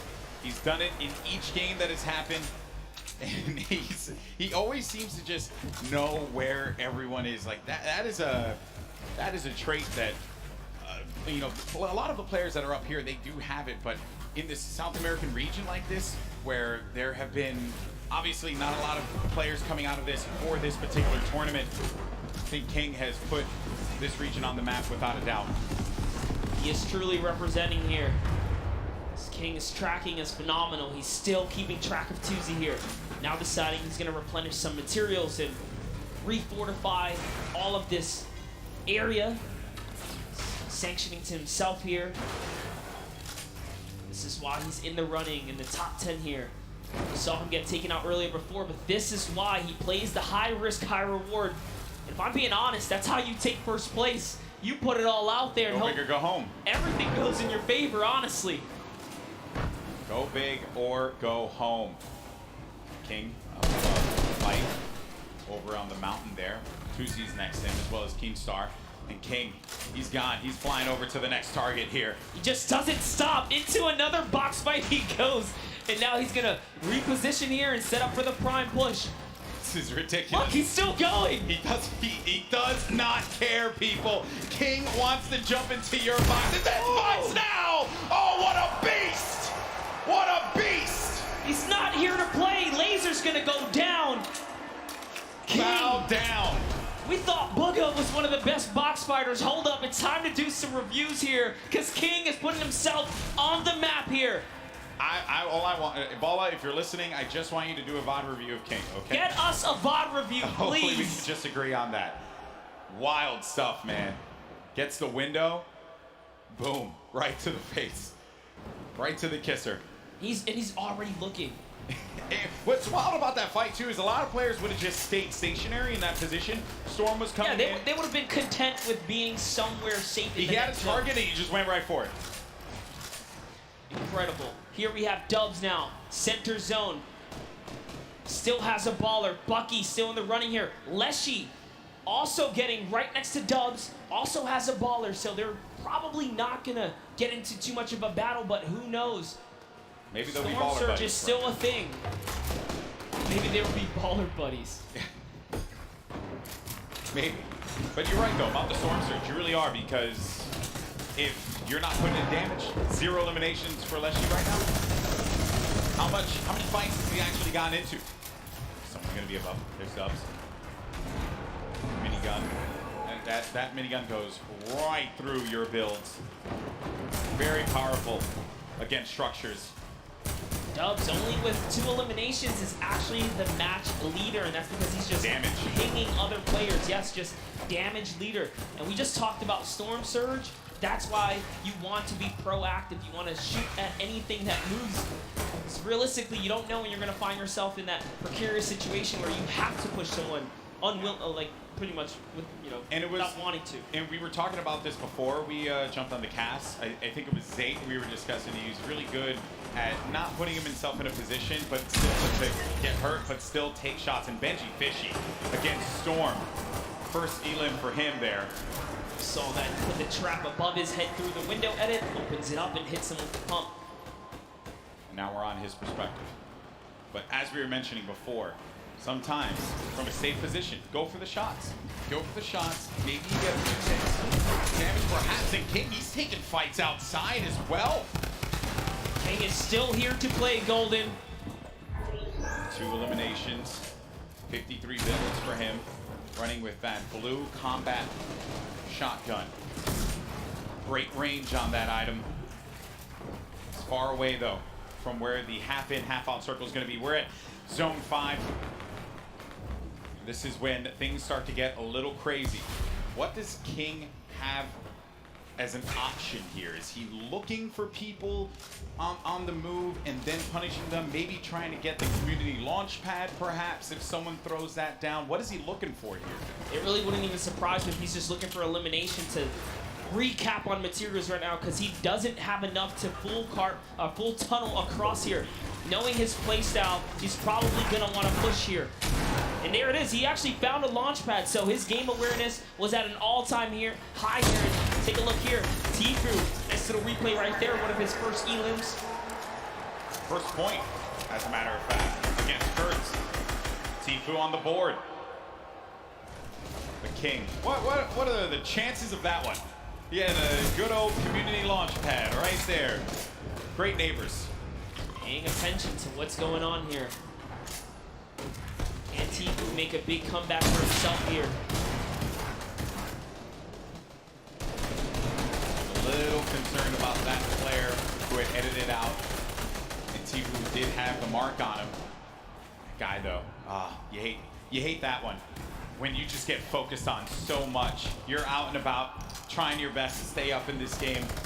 And then everyone looks at you, and it's Tfue again, and he's doing damage, but he's not getting the elimination. Other people are siphoning those away from him. Yes, Prisionero was just snatched from him. That's another point that unfortunately does not go his way here. He does have some shadow bombs though, so he will be able to make it to this next zone. He decides that he's close enough to try and target in, but now he becomes the target of the server because he's only building in wood here. People can take note of the structures being used. That will give you an indication as to where they are currently. Players do build around 2-box metal, perhaps. Metal, the strongest structure. In case you're wondering, maybe you're watching for the first time, wondering what's going on here. Your Game 3 winner, Dubs. 2 eliminations, still has that baller, but it is a very weak baller. I mean, look at that thing, it is cracked up. Not only that, he doesn't have health either. He is very, very weak here. He has tons of materials though. He just has to play for placement to continue to hold this lead that he has right now on the competition.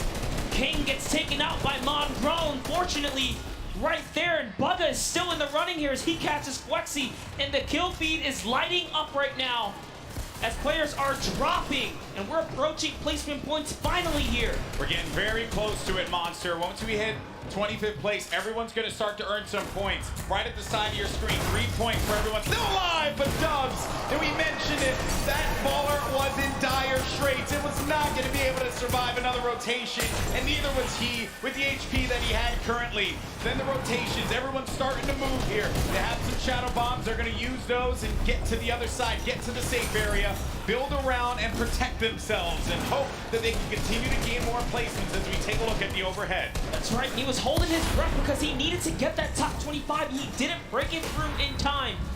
Everyone left in the game has already gotten placement points here, but you want to play for the next threshold. You want to continue to stay in this game here, as that's exactly what Tfue's doing with the Shadow Bomb, hopping around the builds here, trying to keep a low profile. Bizzle still in the running. One of the innovators when it comes down to tarping and pushing out with effective and clean builds. Just one of the greats of Fortnite altogether.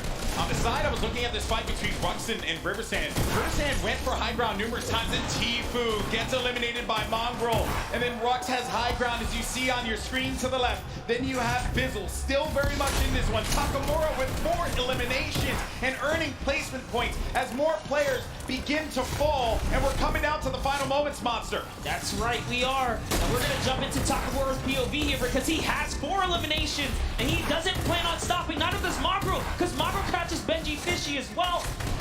Taking a look here at Takamura. Tarping out. He is going to fall down and he's going to get shot a few times here. What's he going to do is he's going for the high ground. He sees an opportunity. It's his to take. Now jumping over with Mongrel's in the low ground. Drops another player right here. Is he going to be able to connect it full? Can he convert here? He does not. So many players are landing in front of Mongrel here. Coming down to the wire. Top 9 remaining. 1 in front of Mongrel. Does he get the elim? He manages to just get away by the skin of his teeth. And now Mongrel gets up to the high ground. Maybe using this. If you keep jumping on the wall, you won't go out of the shadow state. He gets up top, but there's no one going to be there. There's a person all the way above him. Knocks the structure down. And the player does manage to catch himself and maintain the high ground positioning here. We have some great players still left in this game. But Mongrel with 4 eliminations and looking for number 5. And that was on Nate. We're now down to the final moments. Top 5 Monster. He has to fully commit there. Those are the maps that he needs. He's still in the game here. He's going to go all the way forward and that's the trade out with the 109 to the face here. Huge elimination on Takamura. We're into a 1v1v1v1. Top 4 players now. Mongrel in the ultimate low ground. Going up against a player that's going to be Boga. The game 1 winner will not be enough against Mongrel, who does get picked quite a bit. He loses a lot of HP. No more builds, but the victory royale goes to the veteran Som, who manages to pick up a massive win. Using the shockwaves in the final moments to snatch the high ground, Som claims a victory, but it's Mongrel who had a ton of eliminations and really was the ruining factor for so many of our top 10 competitors in that round right there. Mongrel was running roughshod in the ultimate low ground, but it's Som, the vet. He has performed in so many competitions at a high level, and it's no surprise here. When Som gets that high ground, everyone needs to look out. He's so good at that. Mongrel had no builds left. He had no HP to work with. He did the job he needed to do. Top 2, he got 2nd place and a bunch of eliminations. And Shockwave's late game again, Monster. Such a great piece of equipment that you can use. Love that right there. Stands up, flexes, hits us with the let's go. He's feeling good. And that's a huge accomplishment to take a victory. And just you only have so many opportunities to win a game here. Just to do that alone, it's magnificent. Yeah, it really, magnificent is the best word that I could think of at those final moments. Games 3 and 4 certainly did not disappoint. Oh, that was a wild, wild game. Here are the standings, though. Boga still holding on to 1st place. Look how far ahead he is. 8 points currently. But Som now jumps in to 2nd place. Nate in 3rd. Riversand, who's managed to put together some great games, is in 4th. Rux as well. Epic Whale in 6th. Skype and Dubs get knocked down to 7th and 8th. And King, who has been very aggressive, is in 9th. And then Peter Pan from South Korea in 10th place. Doing so good. The last player we saw in 11th place, Epic Whale, shot himself up to that front page, guys. So don't count out Andretta, Benji, Savage, or anyone else here in the top 20 because they have what it takes. Look at how close the point threshold is. Yeah. Everyone is in the running for top 10 right here, and that's life-changing prize on the line here. The stakes are so high. Yeah, the gap is so small, and these players have the capability of being able to get into the top 10. 2 more games remain.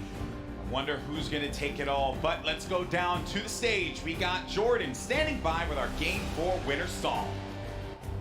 And a huge Game 4 win for Som. Now sitting at 2nd place in the standings. Feeling really, really good right now. We were just talking about that high ground take. You said, I didn't think that it was going to work, but real domination right there at the end. What was your thought process going up against such a stacked final 10 people? I mean, some of the players that were there are all capable of clutching this up.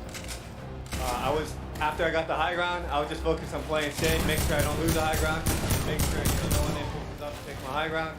And then, you know, I let everyone on the ground do their thing, and then I clean up. The cleanup was real. Back to you, Golden Boy and Monster D-Face. Always a pleasure to hear from Psalm, a veteran in competitive Fortnite and doing it once again. No shocker there. You take the risk, you make the bold play, and sometimes it pays off. And in that instance, it definitely did. He's coming out quite pretty from there. I believe, was it second place, currently in the standings. That was a nutty game, man. He's been in top 10 this whole time. Since the competition has begun, he's been chipping away at placement. And that last one was a huge victory for him. And that is exactly what he wanted and needed here to keep him relevant. Yeah, so many great moments in that game. And while we had the best seat in the house, there were some moments that maybe we didn't catch. And the good news is we got one of the best VOD reviewers in the game. Ball is standing by to break it all down. Thank you so much, GB. Yes, we have 2 games remaining, and it looks like Psalm and Boog are repeating that first game success early on. They're going to move forward at the top of the leaderboard, but for now, we're going to take a look at some of Rux's performances and some of his shots that pushed him up to 5th. So while we roll these clips, Rux, in the end game, first, he set himself up brilliantly in the early game against Arkham. We've talked about Arkham a number of times. This duel has been going on every single game here. Rux takes the better of Arkham and gets the loadout that he needs to push on forward here with the infantry rifle and the combat shotgun and heals to boot. Only 1 mat remaining through this entire time. Doesn't quite get those mats after finding the elimination onto Core Gaming, so he's working through old structures here, other players' structures. And that's when you start going sneaky beaky mode. He stays crouched, make sure that no sound is coming through for that elimination onto Slayer. He had high ground at this position. A nice shot there onto Light. Unbelievable flick shot with the combat shotgun. And then this is when I believe it was somebody else took high ground here. Beautiful retake and stompy. Rux brings himself up into 5th place with that. We'll see if he continues to climb. But for now, we've got 2 more games to go. Gentlemen, back to you. Thank you so much for breaking that down, Balla. Rux, who has been time and time again showing up in the top 10. We always see his name, whether it be solos or even in duos, along with his teammate Pika. They always have great events. So no shocker there. But this is, what a wild ride, right? We've been on 10 weeks up until this point. All these players from around the world. I love looking at that top 10 as well, man, because it truly is a great international game that we have here with Fortnite. Yeah, you saw it unfold. Like, who would have thought King would be the man to show up today and be, like, honestly, the energy for the arena here, because he has had some of the wildest moments so far in his journey through this World Cup weekend. Yeah, that's right, that's right. It's been a wild ride here, but that's going to do it for myself and Monster D-Face, the Boricua boys. There we go, brother. Always a pleasure to cast with you. Now we're going to go to a quick break. When we come back, Courage and Dr. Lupo take the stage one more time, and then we crown our Fortnite World Champion. We'll see you in just a few.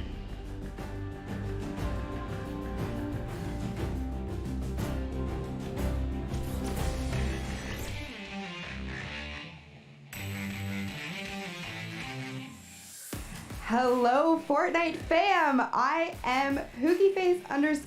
I am joined here at the front of house with David, and we're going to talk a little bit about how all of these systems work, how we are bringing the Pro-Am, Creative Cup, and the World Cup to you guys this weekend. So David, nice to meet you. Thank you for joining me here. What do all of these buttons do behind us? Tell me a little bit about what all of the technical things are here.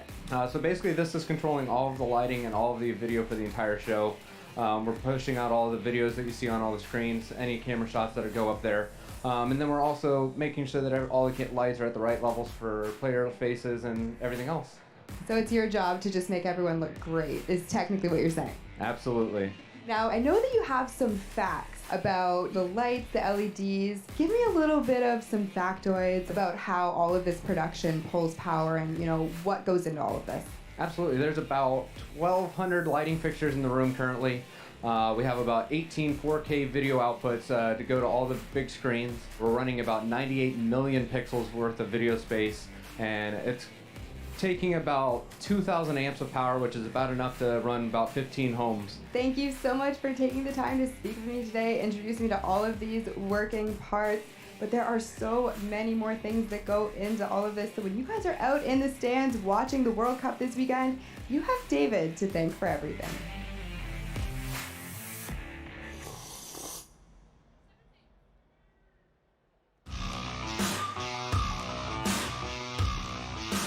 Dub said, look, I've qualified. I'm just gonna come back and just flex on literally the entire region. It's ridiculous. I mean, the fact that you can be so consistently good in one of the major regions. The best of the best aren't concerned with just barely making it. They want to win every fight. They want every point. That's why he's in first. There's a reason he's one of the best solo players on the planet.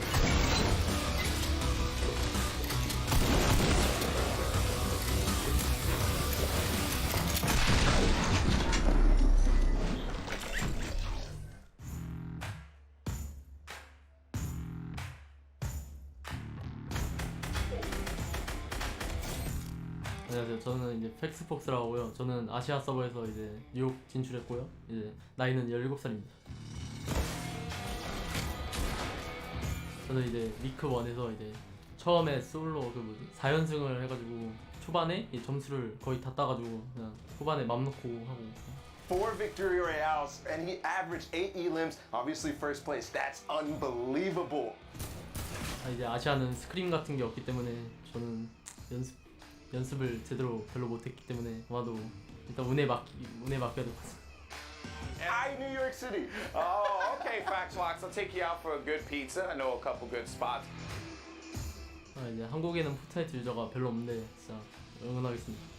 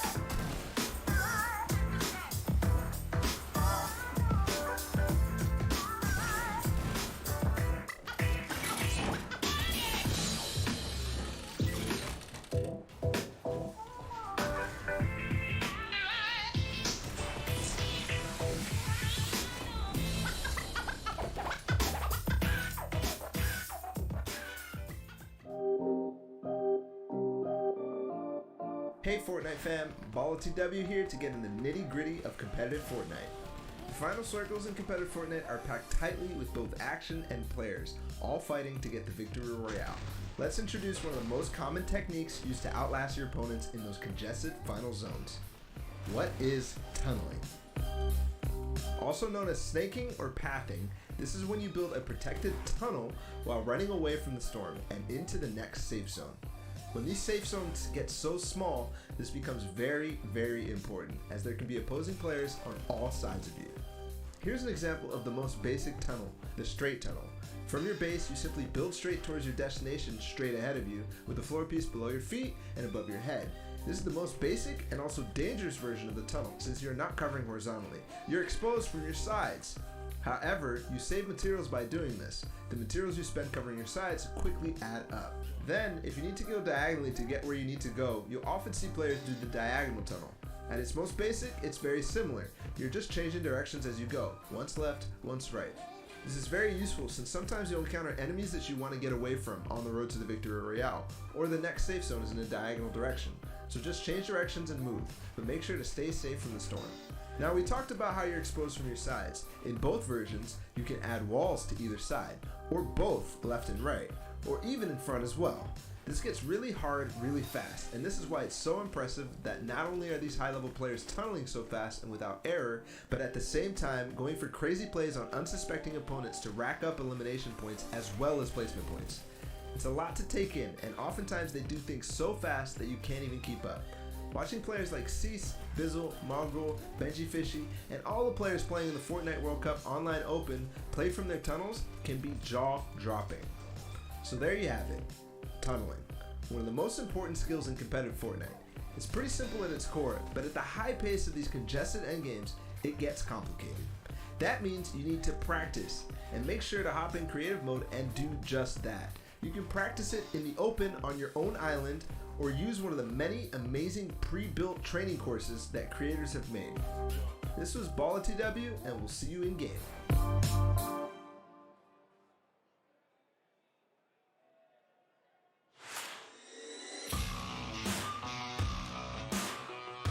My name is Turner, aka Tifu. I qualified from the North American East region. This trying to snake him in. Trying to snake him in. Can you get him to drop it? Oh, What is that angle? He hits all of the shots.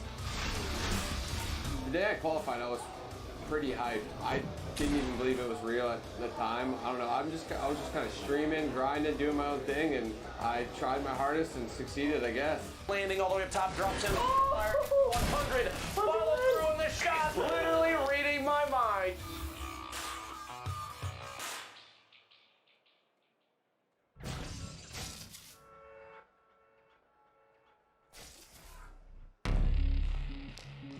He's a special player.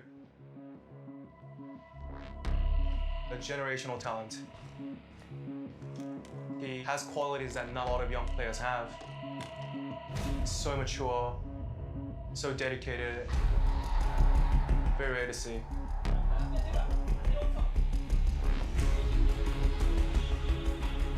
힘들어. 안녕하세요. 저의 이름은 김도환이고 플레이어 닉네임은 흐드제이입니다. 나이는 그리고 14살입니다.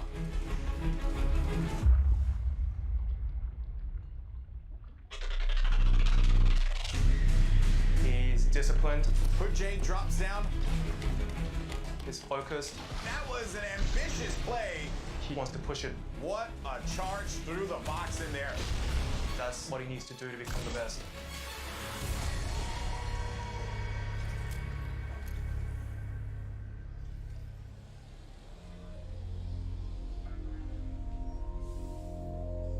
여기 간 다음에 제일 중요한 거는 이걸 타고 여기부터 먹어. 요 지금 이쪽에 그 상자. I'm Juno. 이거부터 먹고. I'm the coach for T1's Fortnite division. 페이탈은 여기 안 밀어. 여기는 거의 완전. I first met Jay when he was a free agent. 제일 베스트가 아이스크림 먹고 아이스크림 안 He's the youngest player in our team. 저는 포트나이트 선수로서 일산에 있는 아파트에서 팀원들과 함께 구단에서 생활하고 있습니다. 야, 웃으면서 해. 놀거리가 가장 많고 저희 팀원은 가족 같고 가족보다 뭔가 좀 더 끈끈하고 좀 더 위인 그런 팀인 것 같습니다. The team really looks at Jay as the little brother that everybody wants to take care of. 저는 일어나자마자 바로 옆방에 있는 연습실에서 포트나이트를 할 수 있다는 거에 대해서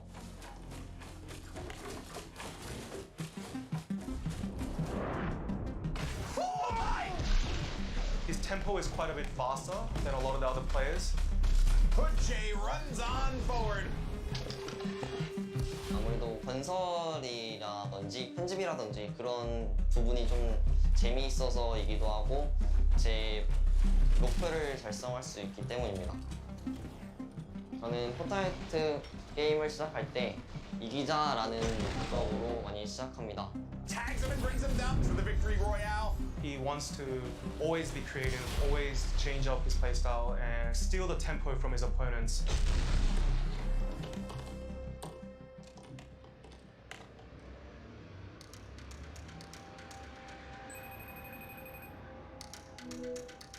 여보세요, 엄마.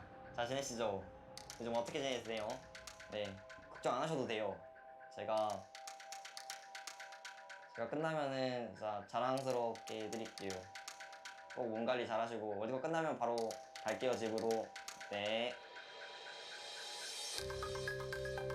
세계 최고 플레이어가 되고 싶은 이유는 아무래도 부모님인 것 같습니다. 가끔씩 부모님이라는 생각이 가끔씩 들어서 그게 동기부여가 되지 않나 싶습니다. Jay hasn't realized how talented he is just yet.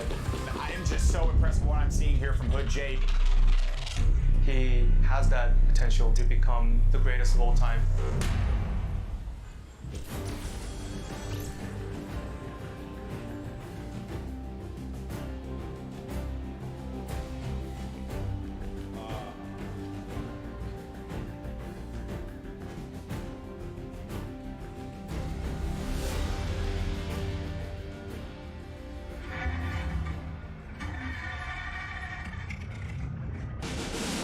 Ladies and gentlemen, it all comes down to this. Millions watching across the world. On the biggest stage. Every single player out here, an absolute gamer, Jack. We've never seen anything like this.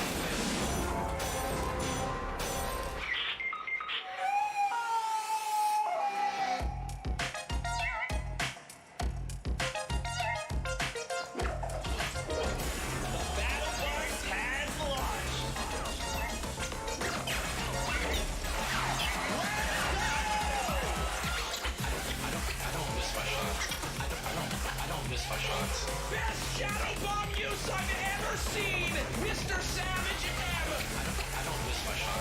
I don't miss my shots. He's the player there. Runs out of the store. Jump. Finds him. Yeah! Qualifying for the World Cup was a major step for me to actually help out my family. I'm so happy we made it. This is literally like a dream. I was freaking out. It was awesome. Who sent that message to me? He said that congrats on qualifying.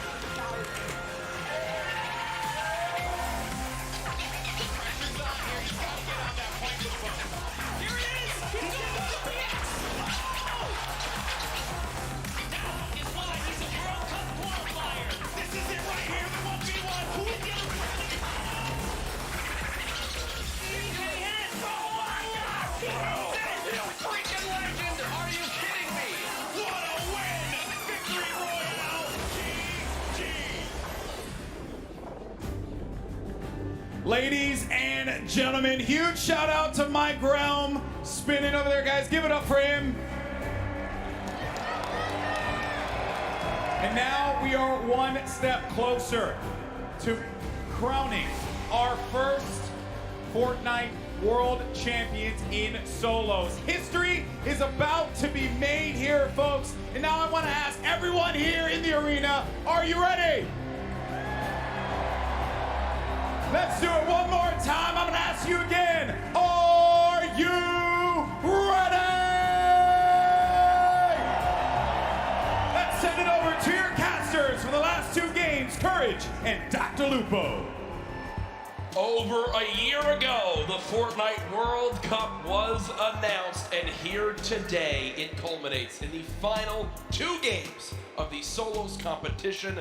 $30 million in prize money this weekend, and in two games, Dr. Lupo, we will crown another Fortnite World Champion. We've seen a ridiculous number of plays from everybody on the field. Yep.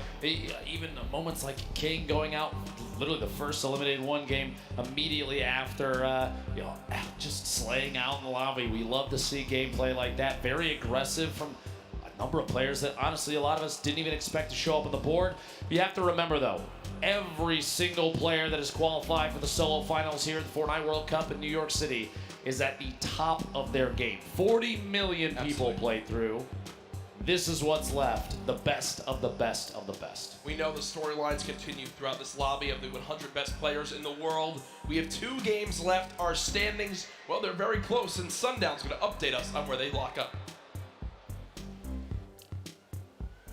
Thank you so much, Lupo and Courage, with only 2 matches left to decide who is the world champion solo player, who is the best of the best of the best.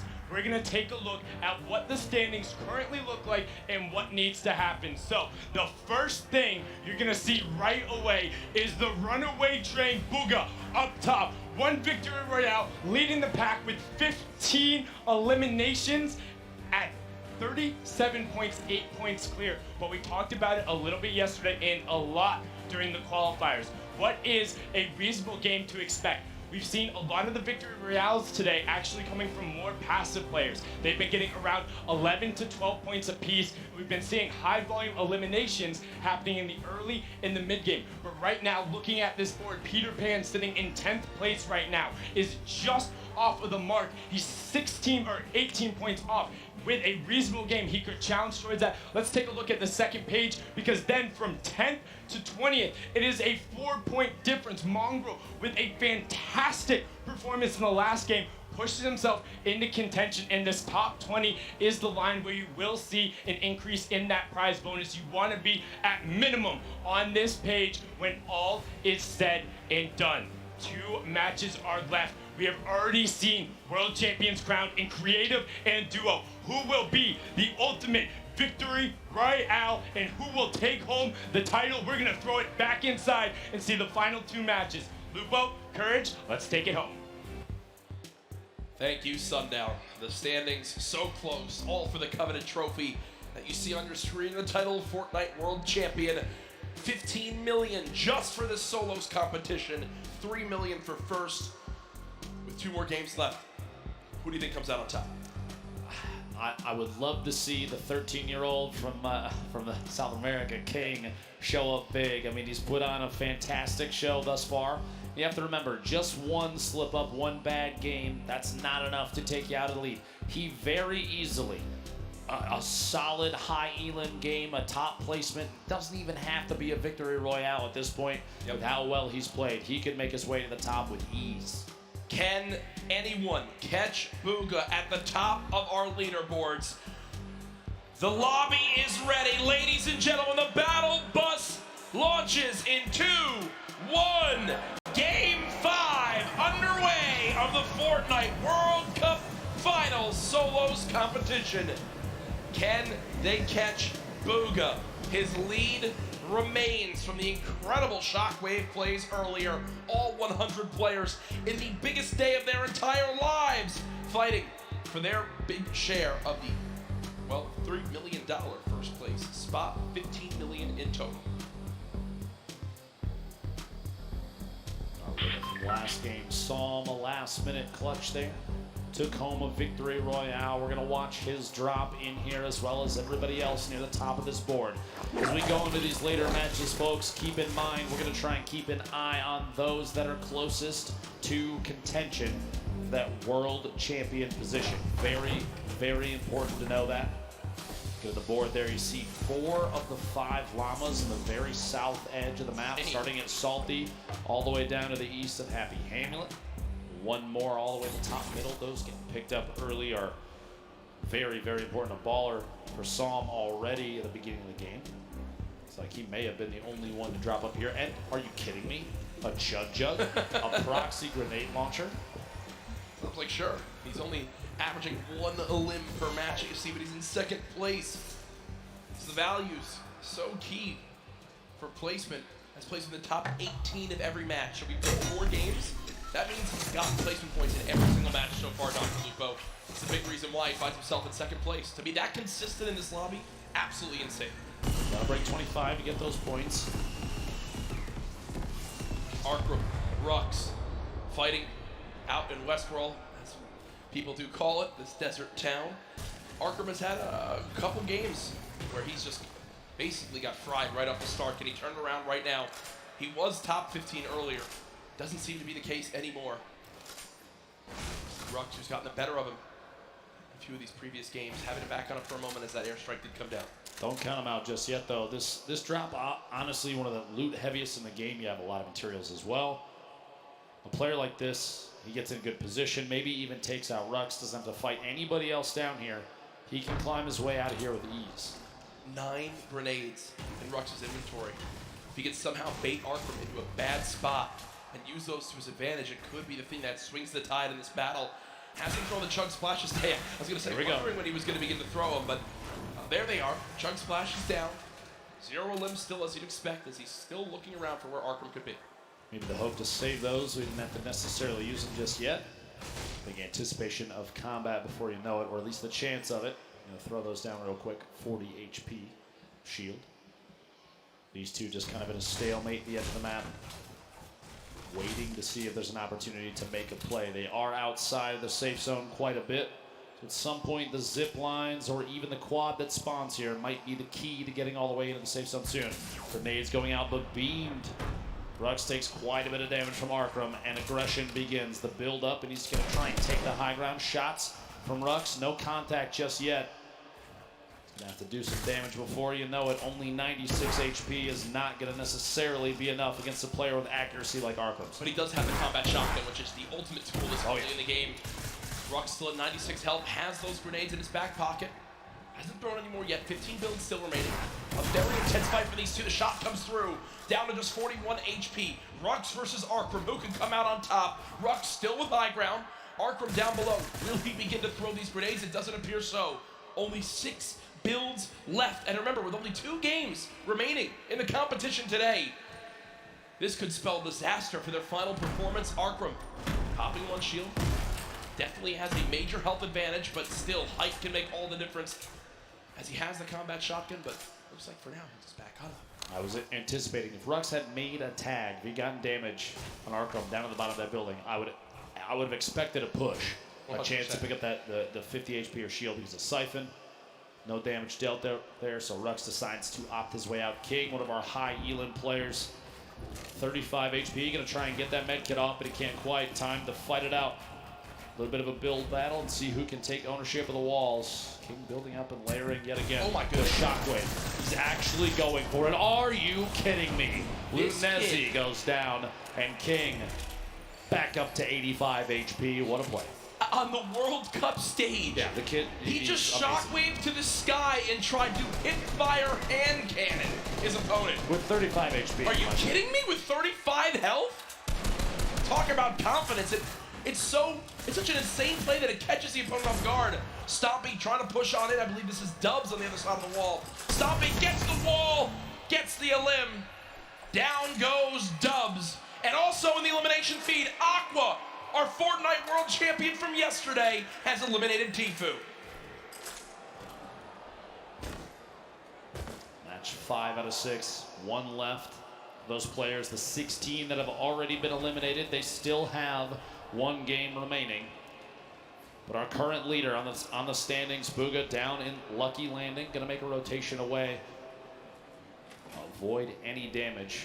At this point, gonna be the most important thing is getting ahead of the game here. As the storm is pressing on in, he's only against 1 other player down here at Lucky. So the opt to rotate out to the west towards the river, probably the best one in the situation. Doesn't want to get challenged. He's got a free rotation up now. Slip is right there. Without realizing it too, he is relatively close to 2 llamas in the south edge of the map. Wonderful spot, either of them, 1 on his left, 1 on his right. I doubt he will since he's going through the low ground, but Booga, so far, Ben, 3 out of the 4 games has been fantastic performances. He had 1 where he dropped off early. Remember, he, was eliminated within the first 10 players in the game, but still keeping his lead because of how well he's performed in the other 3 games up to this point. Teak did show some aggression there for a moment, but decides, nope, I'm going to fall on back. Don't want to take this 1v1 out in the open. Would rather go continue to loot on up, earn more materials because, hey, 45 builds, you think, that's a lot, but not in any case in a competitive lobby like this. And, well, since he fell back, he's able to get himself a combat shotgun. Feel good about that. Clicks in the feed, picking up an elimination on Nate. Down to 81 players remaining as this first circle starts to close. 52 seconds left before that happens. And this first zone, very central on the map. No super drastic rotations need to come on through. Here's a replay from earlier on of how Aqua challenged and eliminated Tfue. Tfue goes to the north, Aqua gets the floor, and Tfue stands no chance, can't even fire a shot. And there's the frustration from Tfue, as he knows he has not had the day he's wanted. One of the biggest names in competitive Fortnite, one of the winningest players of all time, getting shut down here at the Fortnite World Cup Solo Final. I would say it's definitely a different playing field than a lot of these players are used to, no matter where they hail from. It's the first time that we've had multiple regions from the entire world all play within the same lobby, the same setups. It's all on land here, so it's just a different scenario for everybody. Especially on top of that, if you have younger players that have never had land experience, nerves can potentially play into it. Especially pushing in the box, gets inside, and the elimination. Robabs goes down here in Neo tilted. And I like that a lot from Lecce, right? Because he's got 200 HP. He's already done a lot of damage to his opponent. He also does 23 more white damage, HP damage to realize, wait, I have a major health advantage as Booga begins to dance on the main stage. But he pushes on in, forces the play, and says, you know what, if you have a trap, I'm still going to survive through it. You're so little HP that I know I'll eliminate you, even if I take 150 damage from the trap. Booga, I mean, I guess this is kind of the mindset he has right now. I'm in first. I've got shadow bombs, I've got a launch pad, I've got everything I need. Banny, if you want to play this game, bro, you can play this game. But Booga dances, and his opponent says, no thank you. No dance battle for me today, I'll back on up. It's enough to pressure him to rotate. Imagine dancing and scaring away your opponent. That's when you know you're good at the game. Whenever you dance, you scare me away too, Jack. Don't worry. 73 players remaining as Cease picks up an elimination. A reminder on the right side of your screen, the format for the day. Match 5 of 6. We have 10 points for a victory royale. You make it to top 5, it's only 7. You make it to top 15, that's 5. Top 25 is 3, and every elimination on the board is an additional point. And also keep in mind, ooh, a big 46. The white damage, a good signal for Booga that player most likely won't challenge unless that's the only thing they have left. No pressure there. He's an opportunity to just rotate away cleanly.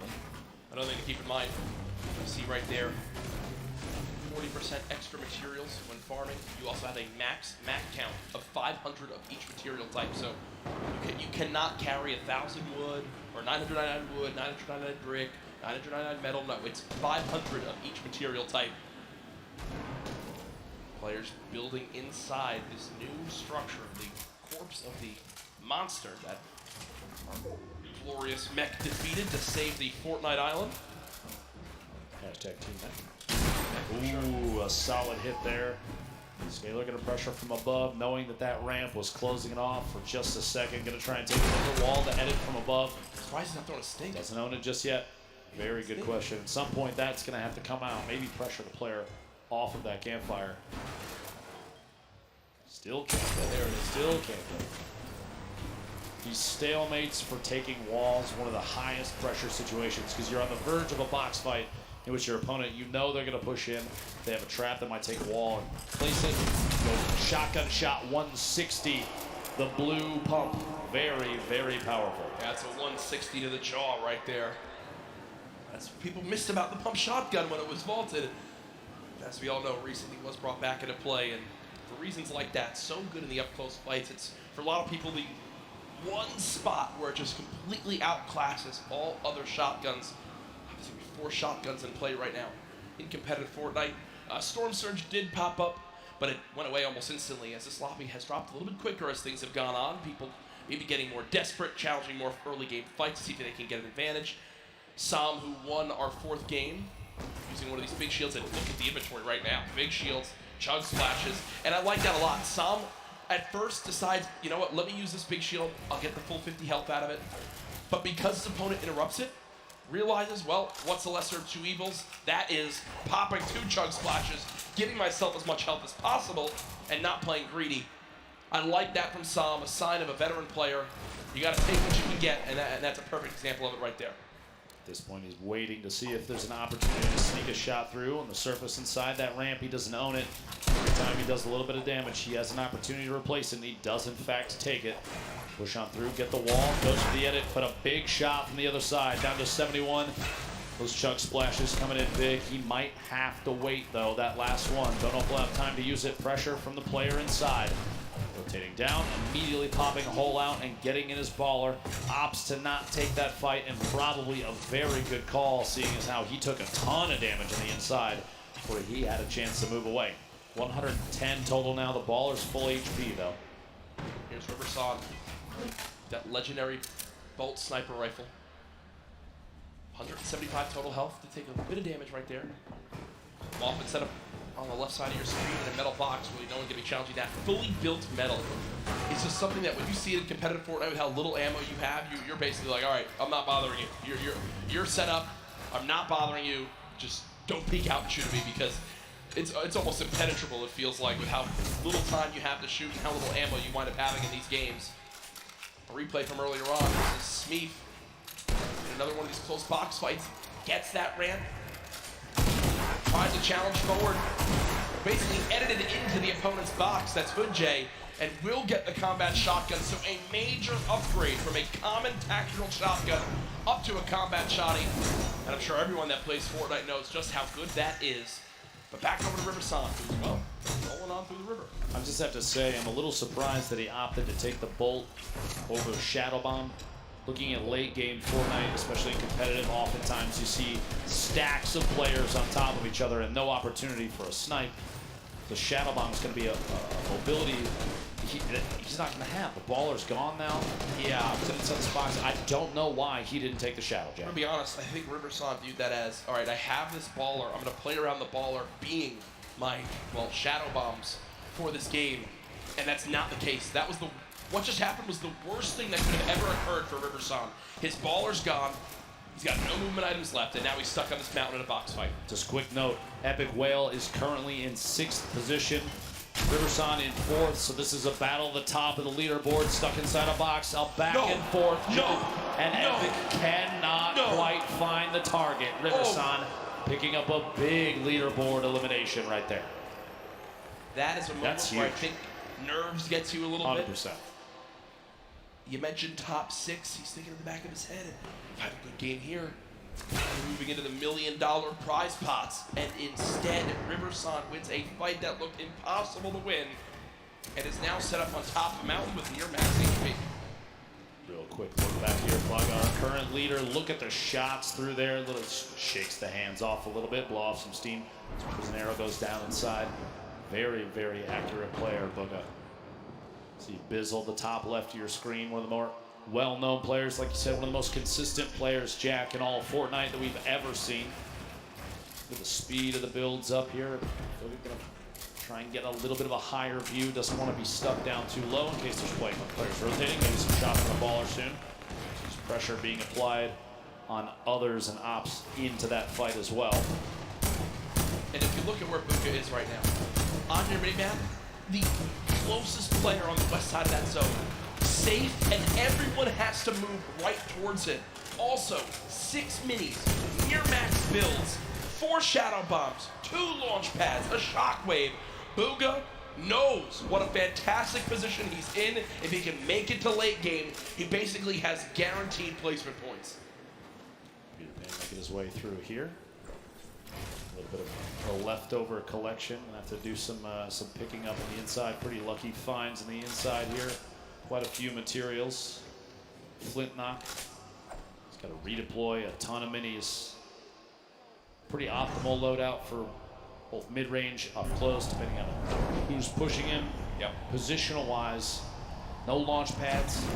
But a slipstream. No shadow bombs. He does have a slip, but as soon as he's away from that thing, flying, he can establish a base, but making a move after that's going to be tough. He is getting attacked from literally every angle on the way in. Players from all sides taking shots. He's going to have to try and push his way through for an elimination or get out of this area almost immediately. What a tough spot to be in. Shots from both sides. Puts the trap down in anticipation of somebody pushing in and literally cannot keep the walls up enough. And that's the downside of being one of the last players to rotate from outside the zone. Everyone who's set up, including Booga, knows, hey, we just spray anyone. They've got to come this way. They're going to be floating right at us. If the whole lobby shoots at them, one of us is bound to get them. We're all going to get damage tags. And when the storm surge just popped up, everyone fiending for a little bit of damage to keep them above that threshold. Thankfully for the players in the lobby, only 2 more people need to drop before storm surge goes away. So don't think it'll come into play too much. All I can imagine in a situation like that right now is from the Pro-Am, Tim the Tatman getting shot at from multiple sides. Yep. It's just... Yeah, that was funny. That was funny when... You were one of them, I think. Yeah, no, my teammate Sean eliminated him. Tim, we beat Tim the Tatman on land and outplaced him as we take a look at players stacked up all on the west side of the zone. people at home don't know is that we were literally looking at Tim as we say that, which is makes it better. So, launch pad used by Bugha right away with 2 launch pads with all this other movement. He just tried this movement, and guess what? This is a zone on the high ground. It's directly on this mountain, so from pretty early on zone, it's going to get awkward right away. Bugha has made it in, but has taken a lot of damage. Will use some minis to get back up to 150. Has made it to the zone. Benji Fishy just below, who's currently top 13 in this game. Player to G still has a little bit of a high ground advantage. Just going to look back at Bugha, who's trying to build his way up. See if we can spot anybody on the move. This position's still very, very good. The edge of the next safe zone. 2 seconds until that pressure starts to apply, and a lot of players you see on the minimap have already started to rotate in. They're making their moves now with shots from Bugha and many others as these players are flying in. Community launch pads, there's shadow bombs used in situations like this, and no shield on that player. Bugha right now has a total of 16 elims today. King is in second with 15. This is all it is. You just get set up in the zone, fire people who have to move from the storm. It's the common enemy. Every player in the lobby. Issa did just go down to class, and we also saw Vivid drop a couple moments ago, so nothing really completed this game, unfortunately. Bugha 1 elim so far. Continue to look on down. Here's the perspective of a drop coming on in. Everyone's made it up on the mountain right now. Still some people on the edge. You see the likes of Cease still alive. Clicks, Zate, Creo, Cosmic, Skype, who earlier on took home a game of his own in game 2. Quick note, by the way, Riversun, who we saw eliminate the 6th place position, has gone down himself in 4th. So he is out of this game. 44 players reversing your feet, going down to Dementos. And we are not even at placement position just yet. And we're looking at the 6th to 7th circle transition starting in 10 seconds. Everyone has to move. The people that have the best opportunity to take shots back, they're going to be able to pick up a lot of eliminations. Players are going to be on rotation. Things are about to get real tough for a lot of the people. edit. So they just wait, hop the ball, and roll. Now, I don't think you can hold high ground from this early on. I mean, yes, high ground will be very good, but this is going to be a long rotation if you're going to want to make that happen. Black sits up top for the moment. Bugha, you see it soaring on over with the shockwave grenade. Setting up, always getting ahead of the zone as far as possible. Pika there as well. Back behind him to take even more shots at players on rotation. Very smart plays. The shadow bomb, and he still has 3 more, so this rotation better be a good one. Got a chance to get ahead of a lot of people here. I really do love this. He knows how close he is to placement points, and he's got such a lead right now that unless someone has a monster performance, if he just gets placement points, makes it to the top 25 again, with just 2 games left, that could be really all he needs to secure this Fortnite World Championship. And he got the zone. The zone's going back his way, but Bugha goes to edit out, and there's a shotgun waiting for him. Down to under 50 HP, frantically trying to pop these minis. The spray coming on through. Can our leader hang on to placement points?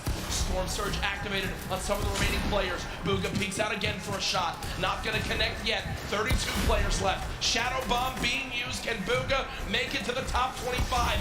3 more points can be the difference between making it as our #1 player today or 2nd place. Bugha still bouncing up. 30 players left. Just so frantically looking around for potential victim. You'll notice as soon as they're box to box, right next to another player, players like Bugha will opt to build straight up. 1 more, 26 remaining. If 1 more goes down, he's going to pick up placement points. Keep an eye on the feed just to see only 1 elimination remains. There it is, 25. So he's already into the placement points now. It's going to push him even higher on the leaderboard. Everybody left picks those points up too, but as we move, players starting to drop left and right. Sky still sitting on a baller, as well as Fatch. Pika with the ultimate high ground, and Bugha right in the middle, right in the thick of it, looking the outside. That's a very smart play. In that moment, you have a baller flying up. You don't want those players to hold on to those. Taking the shots to break it out, maybe force an engagement. Only 8 builds. 15 now. Out of builds, no movement items, made it to top 15. For me, this is already a fantastic game for Bugha. You've got placement points. Another elimination! How about a second? Bugha, what are you doing? 2 elims come in. He's back up to near full HP, and he's in the top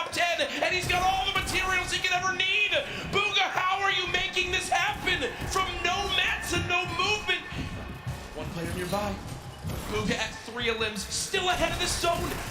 He can absolutely win this game, Dr. Lupo. 2 away from more placement points. Opts to drop the extra weapons in his inventory. A gold AR, the green pump, 6 minis, and a campfire. 42 builds remaining. He's just looking. 5 players left. He is sitting in one of the best spots I think he could have possibly imagined. Creo picking up an elimination. He's sandwiched between Pika, Pisa's, Creo on the ultimate low ground. He's looking any chance to pop through when a player is not looking to get a shot in might be enough. Still has Mats, 1 player below. Booga just staying ahead of this. Has only taken 1 score tick so far. Player up top fighting, player down low fighting. Can Booga make the impossible happen? Dodges the trap as well. Taking a little bit of storm damage. Booga's got to make it on in. 1 build left, drops on in. Booga, no! But either way, it's all good. He's done what he needs to do. He knows how important that game is. Now we're in our top 3. Pika up top. We were following him earlier on today. Pizzas and Creo all the way down low. 0 builds in Pika's inventory. It's going to be tough. He's going to have to drop in and go for a fight. Cannot connect. Pizzas finds that elimination. Creo gets the final one, and game 5 goes to Creo. I don't think he can believe it. I don't know if anyone caught it at home, but what he does right there is flint knocks the opponent, hits him for that body damage, and then shoots him into the zone. Great game for Creo right there, and you see repping his team. Ooh, clutching on up in the end. Here it is, the final moments. The zone closing play, a fully closed zone. Creo's got to build on up. You see, health advantage was to Pizzas. Pizzas would win that game, but a full damage flint knock connects and swings the tide in his favor. Here it is one more time. Boom! Right to the chest, sends him into the zone, and wins the game. From Creo as he takes game 5, the victory royale, 10 points plus his eliminations. Huge game there, and Jack, we still have one more. We do. We still have one more game here at the Fortnite World Cup Finals.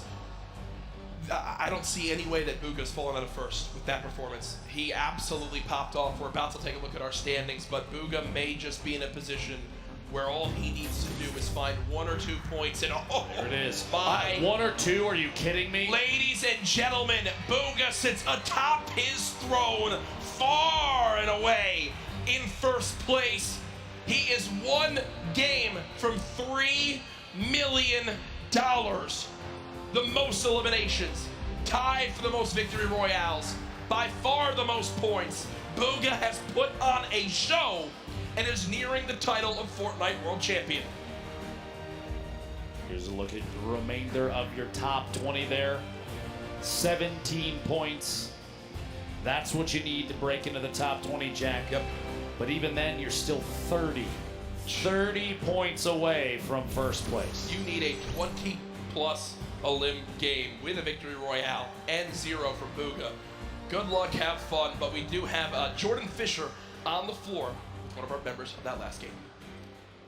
Playing health right there at the very end in such a high caliber game. Again, another stacked lobby right here at the end. Yo, hoping for some lucky health ticks in your favor, and that happened. Thank God for the best reaction for the wins so far today, in my opinion. Where's your headspace at going into this last game? Right now, I'm on 3rd. I just need to clutch up, make sure that I don't make any dumb plays. I just keep calm and keep how I've been playing. Well, it's great work. Fantastic job. Great victory royale. Back up to you guys. Great to hear from Creo right there as he takes game number 5, the nerves in those final moments. You saw the celebration. I think he even almost couldn't believe how it all ended on up. But victory royale, you know the difference between 21st and 20th is over $60,000.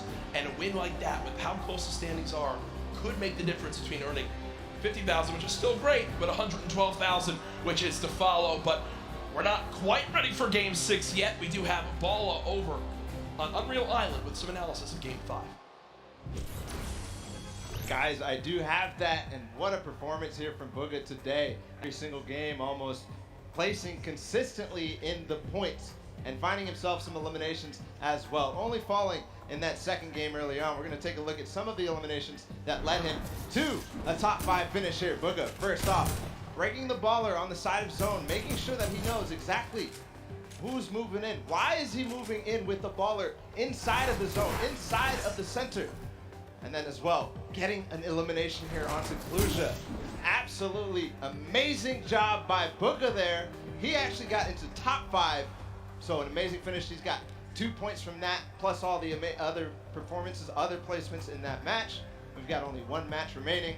Just like you guys said, it has to be a big one for somebody to overtake Bugha at this point. So Lupo, Courage, please close us out. Thank you, Bala. As you know, so much on the line here this weekend of the Fortnite World Cup, but it is not the only thing that people are excited about with Fortnite right now, Dr. Lupo. There's always so much going on. And I'm sure a lot of people in this sold-out arena know this week it's time for a new season. And yes, indeed. You guys want to see the first tease for the new season of Fortnite? Ooh. I guess we should show it to him.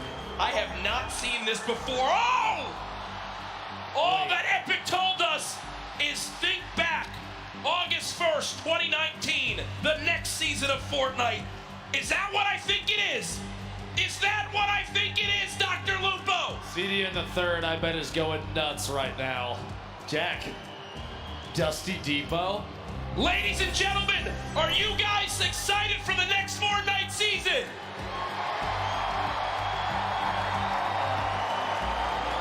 August 1st, all will be revealed. And my God, I got the chills right now. That's the first time we saw that. They didn't show us anything. It is. Oh my goodness, you see how excited everyone is. And we are moments away from the final game. Everything that's happened. You see the leaderboards, you see how far it is. You're Bugha, you're up by so much. What's the rest of this lobby thinking right now?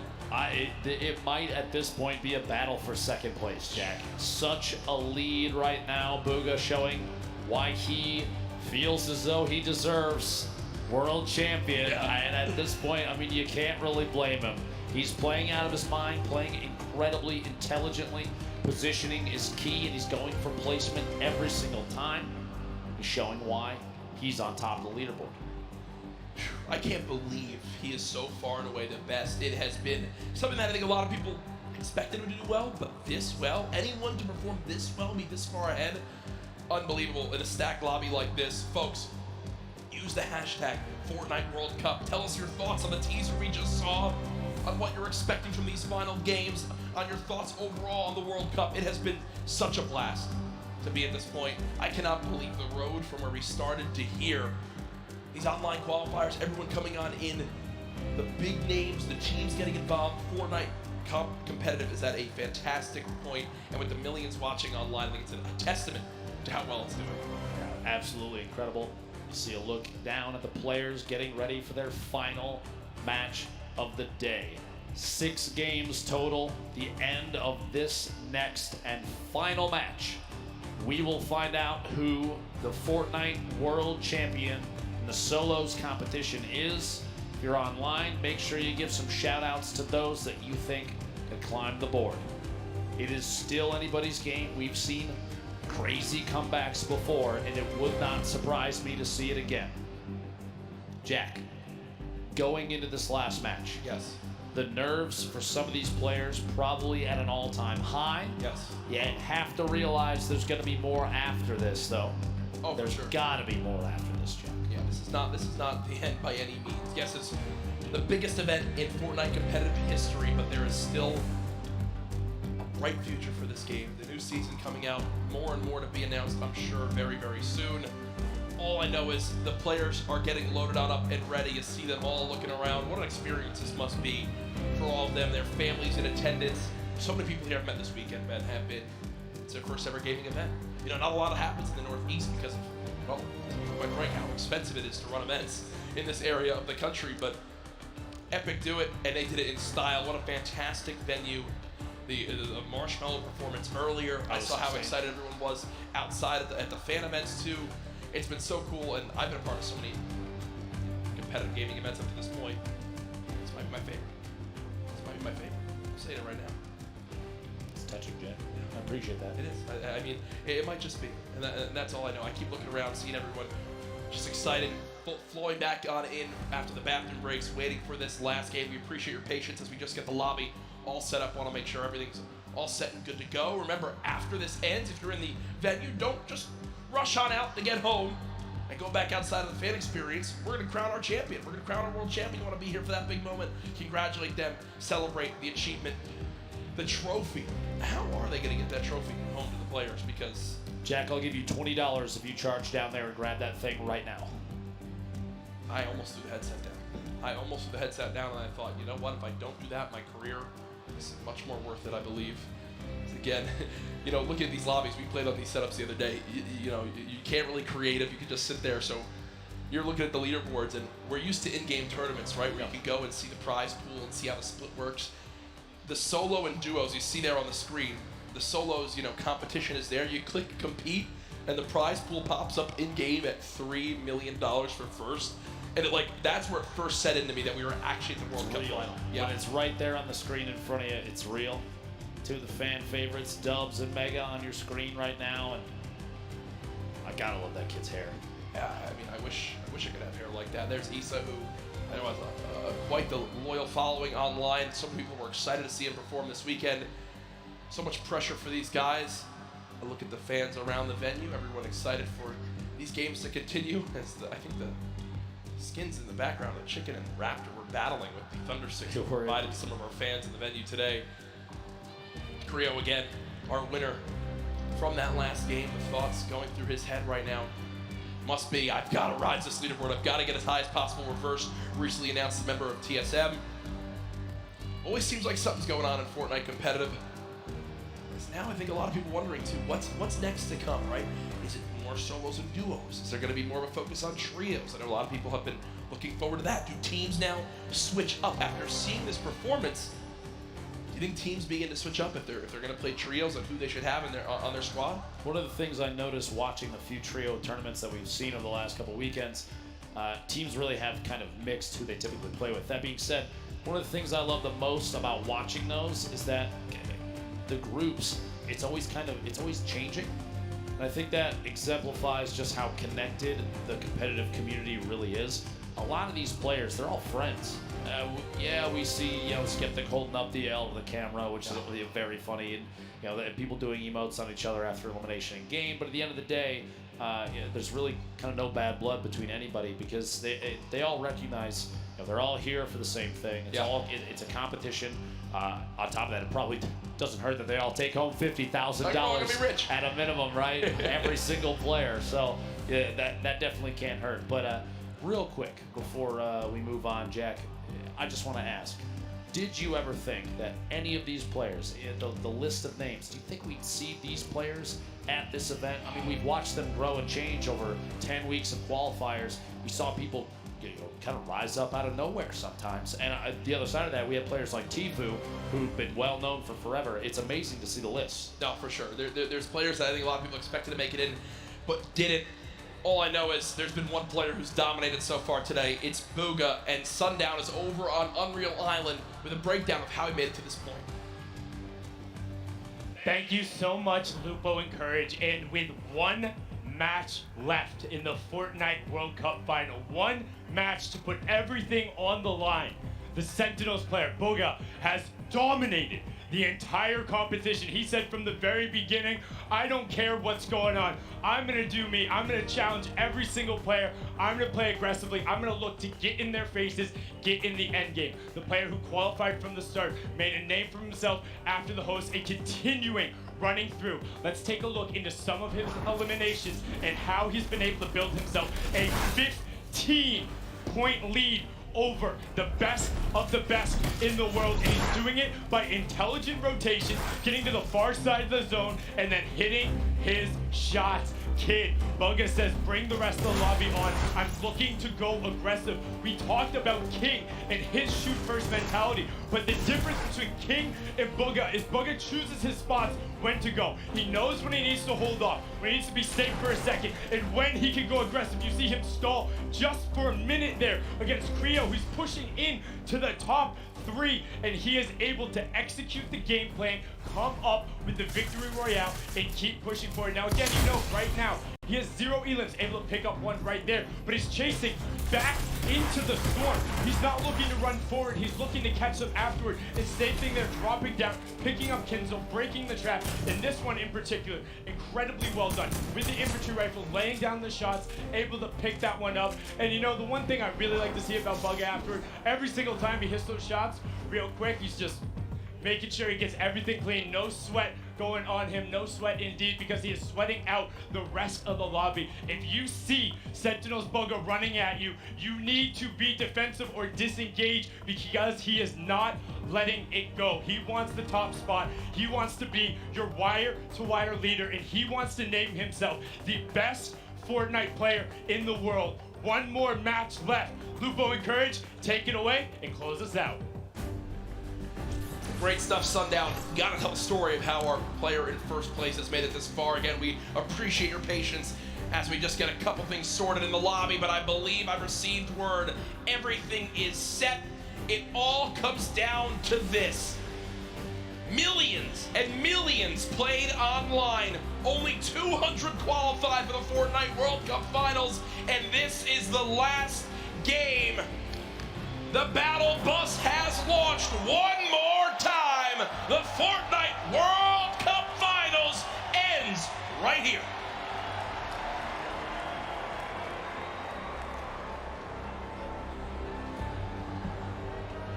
All 100 players on your screen there, Jack. Bugga sitting out in front of everyone thus far. A commanding lead. Creo, the winner of the previous game, flying in there in the northeast corner of the map. Spread of players across the screen. There's your top 10 on the left side. Bugga, Song, Creo, Skype, Nate, Riverson, Rux, and the rest. Average placement thus far of 25th for Creo. Only 8 eliminations, but 30 points. Enough to put him in 3rd place thus far.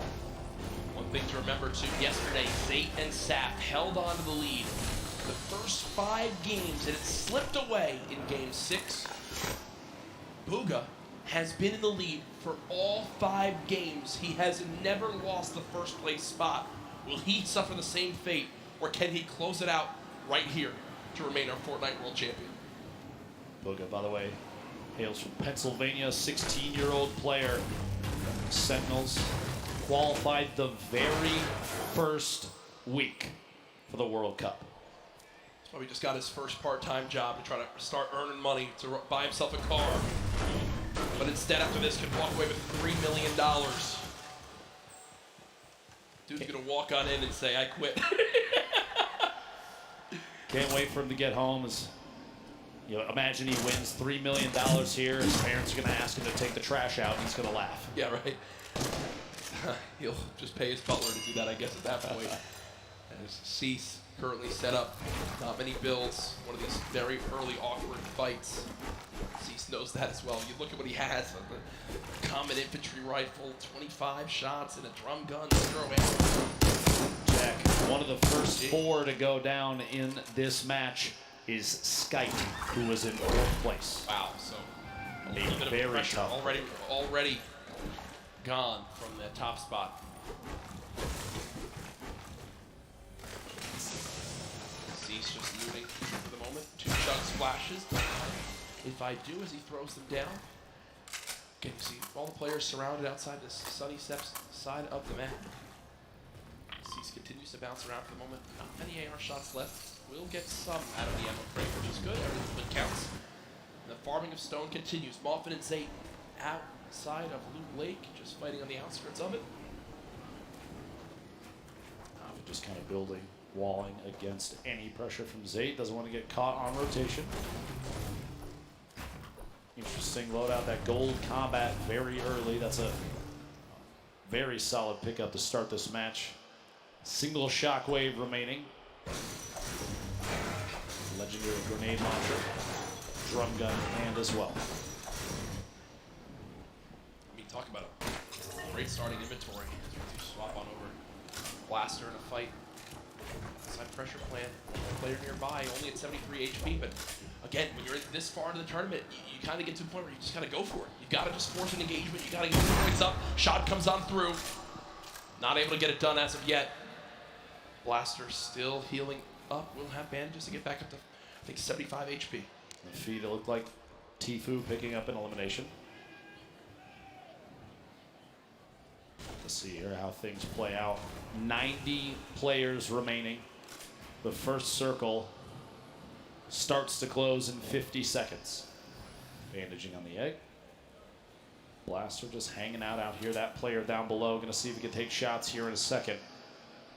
T-Chub's gonna roll all the way down. Looks like no engagement gonna happen here. Yarko, Sledwicki, two players that have faced off against each other a number of times. Gonna go for the wall. Can in fact get it. Gets the angle inside and pushes on through.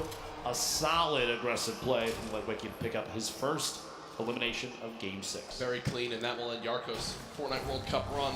Solid performance earlier on. We'll see where he stacks up with the rest of this lobby when it's all said and done. Reminder, this is our final game here tonight. Use the hashtag Fortnite World Cup. Get it trending just like yesterday. Alongside the millions of people watching online. Sam, who was our player as well, near the top of the leaderboards. What can he do in this last game? Can he make the trek to try to catch up to Booga, who was 15 points ahead in first? 1v1. An angle down through a handful of edits here at Mega Mall. He's going to push around the side and try and make his way inside Mall itself. Pika earned 12 of his total points in just the last match, and I think that says a lot about what is possible. In 11th place when we rolled into this game, Pika trying to find a way inside, pushing down through the outside. Maybe does in fact get the wall replace. Are you kidding me? Used the shockwave to get down the wall that his player inside was smacking out with it. That's unbelievable. He basically called the bluff. He called the bluff. The guy was trying to break the wall to secure it for his own. Pika was like, okay, break the wall for me. I'll just replace it my own.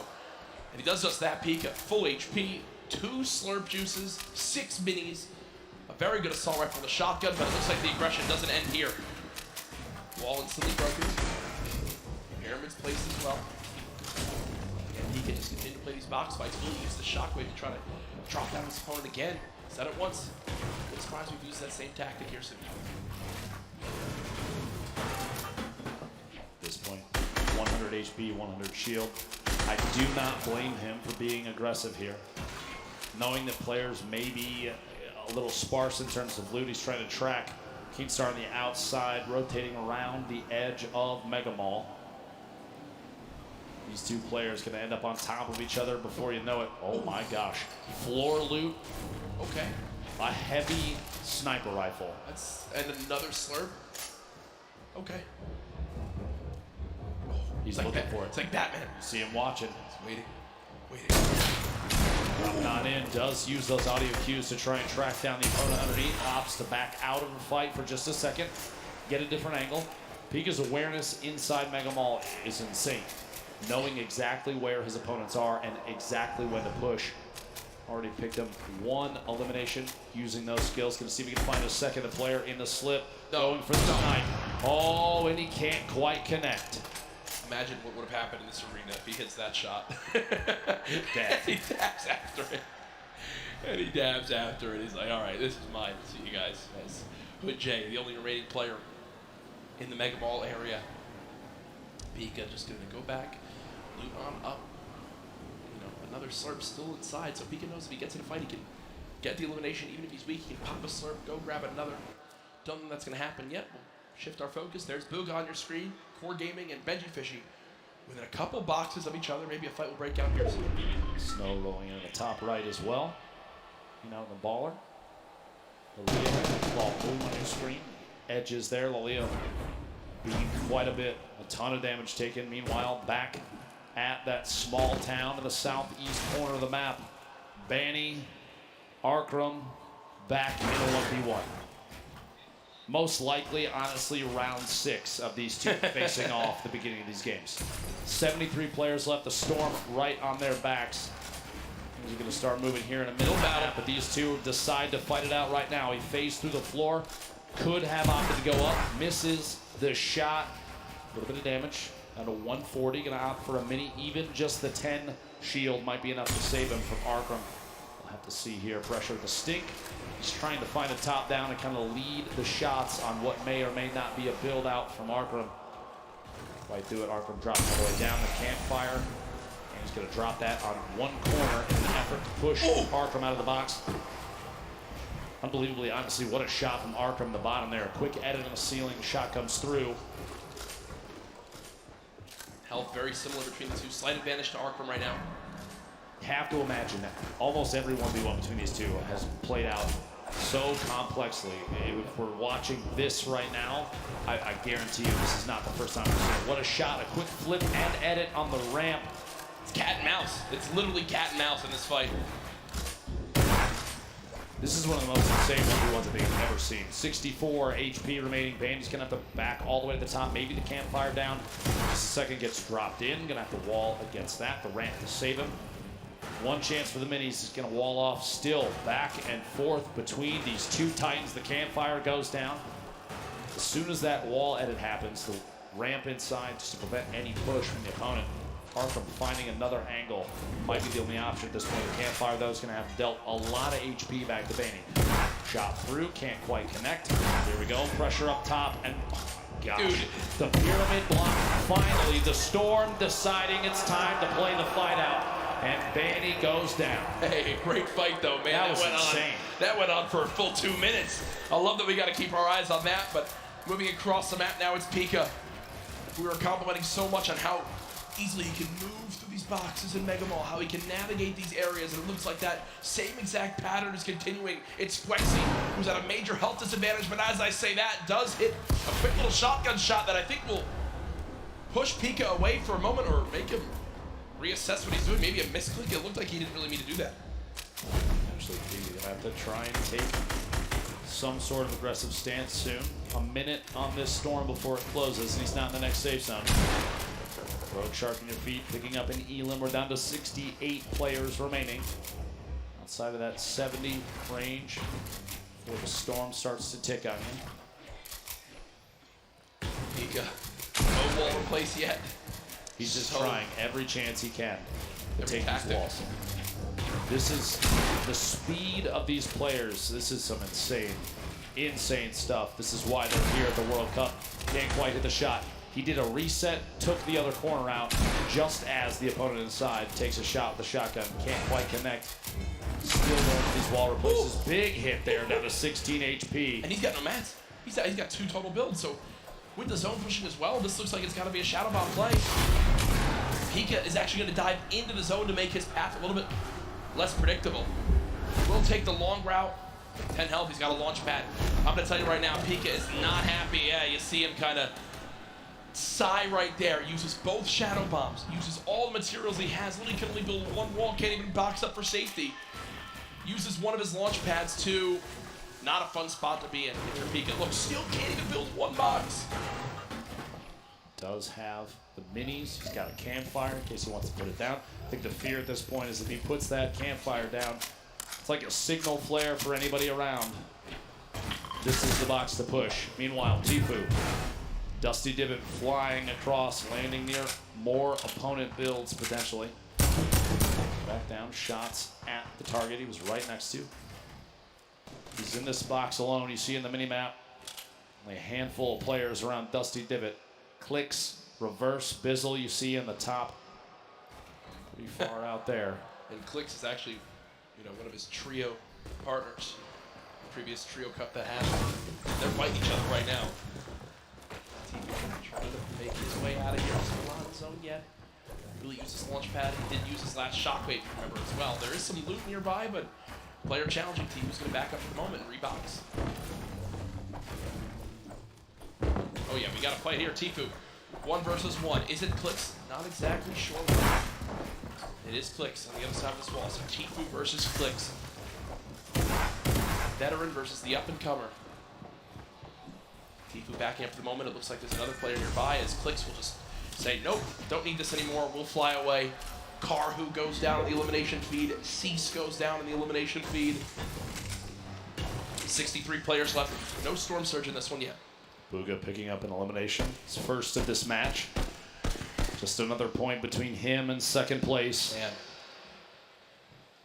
Consistency so key, and Bugha has embodied that today. Only one bad game. The rest have been absolutely electric. Bugha's just sat up with the high ground in the zone, waiting patiently for this lobby to drop on down. Snazy now 1 box away from an opponent. 54 HP, needs to perfectly edit one of these walls and get a shot down range. You see his opponent not sitting still for any moment. He expects him to drop in, and that's exactly what happens. He's finding the patterns and how his opponent likes to play these box fights.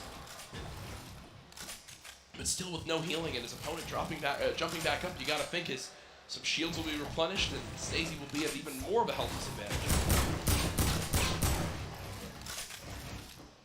Tries to go for the reset on the floor. No shields pop. There we go. Catches himself.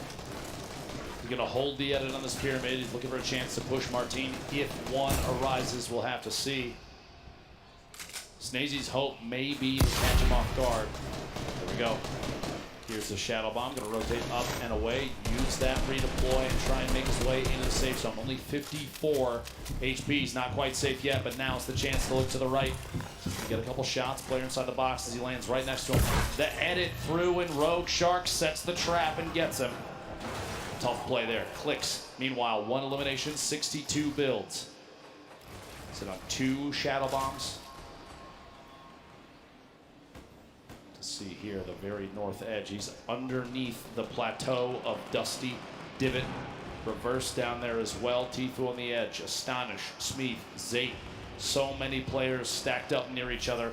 And oftentimes you do see players utilizing the already built structures for easy wall replaces. No surprise. Popped up next to him. Inventory looks great, but he just doesn't have a lot of ammo. Imagine he picks up 1 elim on someone who is can kind of fill those numbers up. Be looking at it'd be a great spot for late game. 7 RPG, still very, very good. 69 total builds down to 60 now. 56 players remaining. Ladies and gentlemen, this is the final game of the solo competition here at the Fortnite World Cup. It literally all comes down to this. 5 players will become millionaires right after this game. Tfue just picked up his 3rd elim. Still has a launch pad, some great loot on the player that he just took down. But he doesn't have the zone again. He does have 2 launch pads in him. He'll use one of those. He wants to make sure he makes some of those placement points, and there it comes. Launch pad used. Will Tfue get beamed? Right, this is one of those moments where you're just thinking, Ben, please don't shoot me, please don't shoot me, please don't shoot me, please don't shoot me.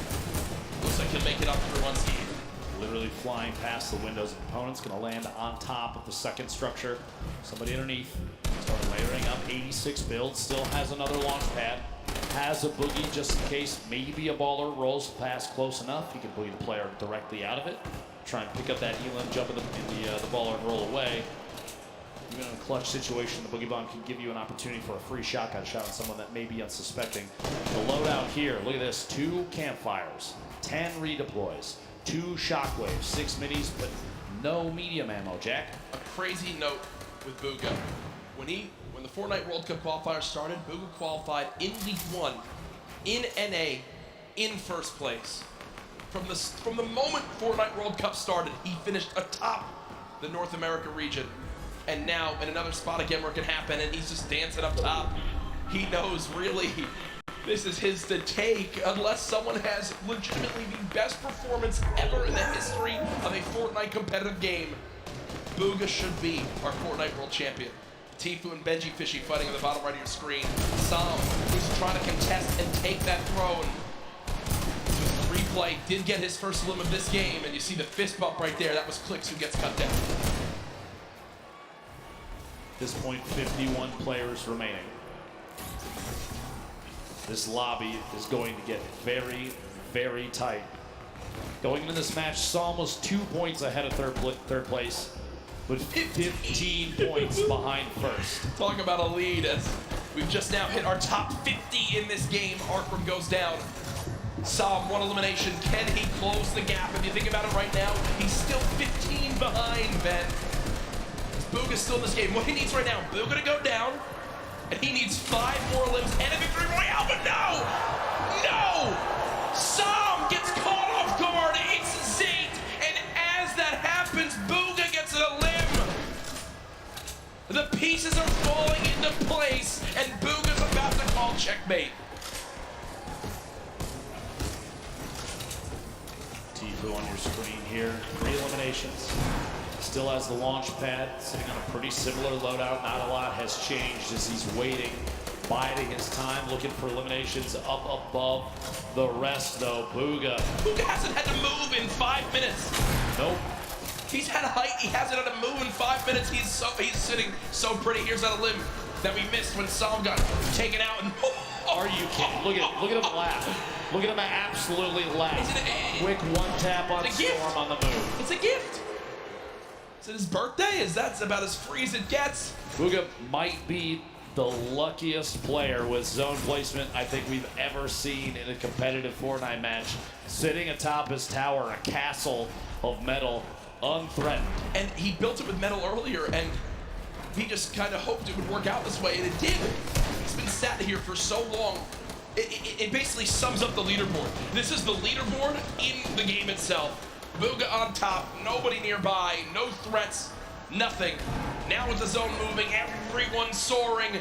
And this is where it picks up quick, folks. The final moments of the Fortnite World Cup. We're watching Booga. Oh, please. Imagine. Picking up a pair in the feed there. Fledermoys and Dubs both go down. Gonna be 2 very good eliminations there. 38 players remaining. Top 25 is when placement starts to come in, and Booga is looking for shots on everybody flying around. Still has that high ground advantage. He's others looking to try and contest it. Benji moving up as well. Ballers still rotating the low ground. Tifu making his way across. A lot of damage coming in. Only 1 minute in the inventory and 15 builds remaining. A tough spot. He's so close to placement, but can he survive? King with elimination. Player count continuing to drop. Bizzle, Takamura, Zate picking up multiple eliminations. 30 players remaining. 29 to get closer and closer. Benji goes down. Tifu eliminated in the box. Kurtz picks that one up. Now will end Tifu's Fortnite World Cup. Zate drops off high ground for the moment. Booga's still alive in this game at the bottom right of your screen. Still a max HP. He's made it in the top 25. At this point, it's basically a victory lap. Yeah, he's getting beamed out of the sky, but he doesn't care. He'll drop on in, pop some minis. King on the top right had 6 limbs. The guy's an absolute brawler. The 13-year-old should be so proud of how he played today. Lol Boom up top. Crew, the double qualified player as well. Up another elimination. Takamura goes down. Booga now into your top 20.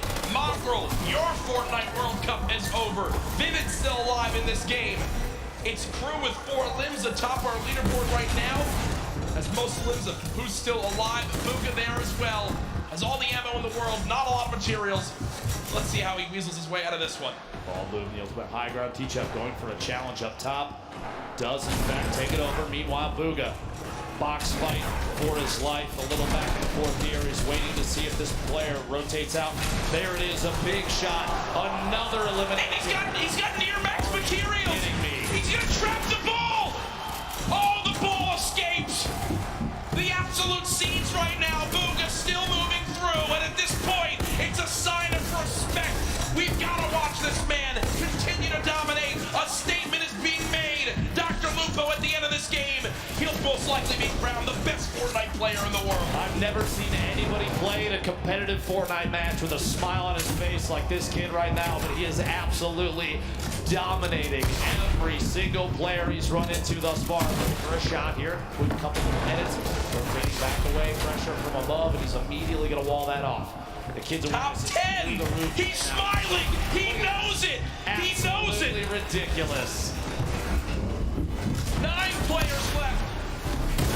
Unrelenting. Booga hasn't dropped out of first since today started. There's all the remaining players running low on materials, but he still wants more. 4 limbs in this game.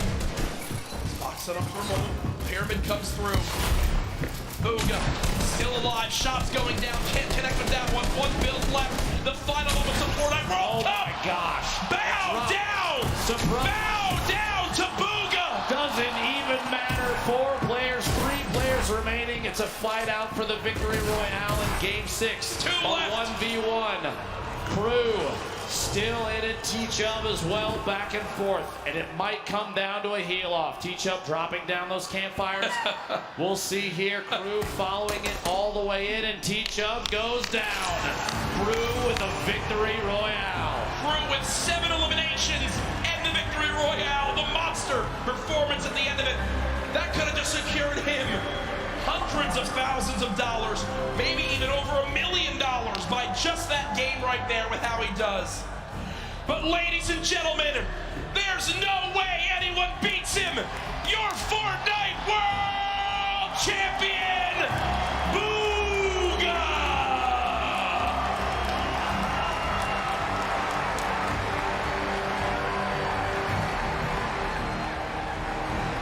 $3 million richer, the biggest individual prize victory in competitive gaming history. Millions watching online, and folks, he didn't narrowly win.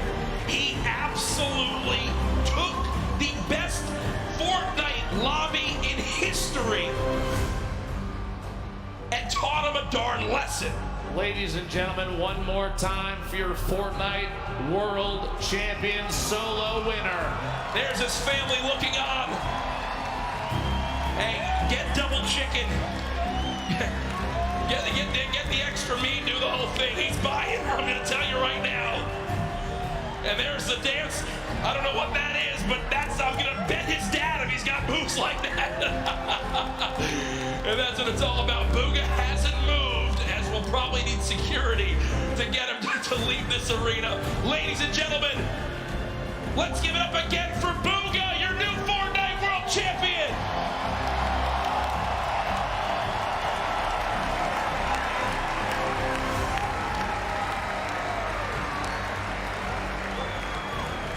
We have cast in almost every single major Fortnite event up to this point, Dr. Lupo.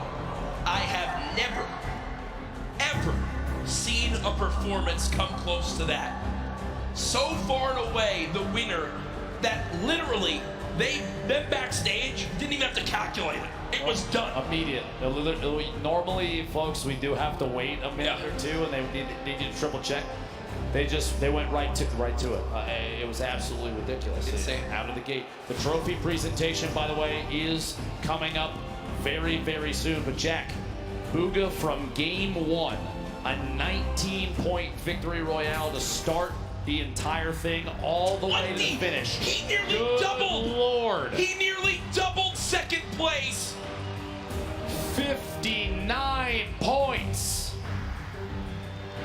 That is one of the most dominant performances in competitive gaming history. Second, congratulations to Sam, who beats out Epic Whale by 1 point to earn $1.8 million. Epic Whale, Creo, King there as well. You see Crew, Skype, Nate, Riverson, and Fatch.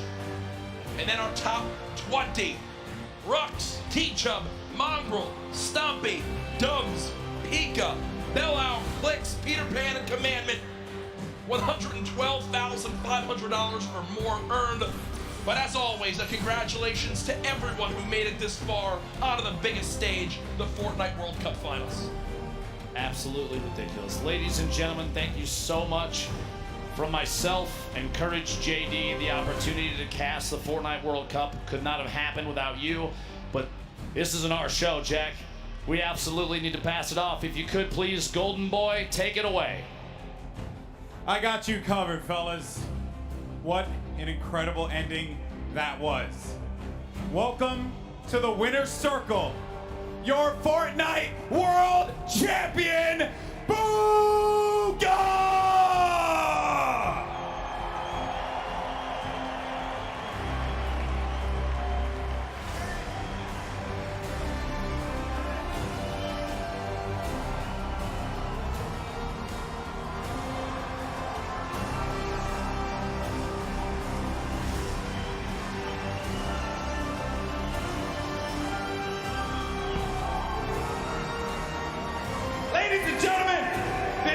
is yours. One more time, your world champion, Booga!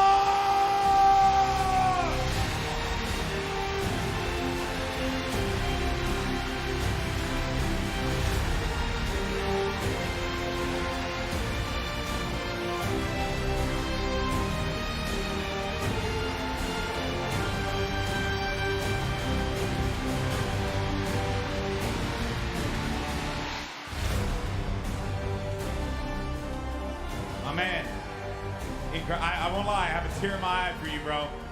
Congratulations. I'm just gonna ask the most generic question in the world. How do you feel right now? Words can't even explain it right now. I'm just so happy. Everything I've done, the grind, it's all paid off, and it's just insane. So the last game I noticed you changed it up a little bit. You decided to change your drop spot.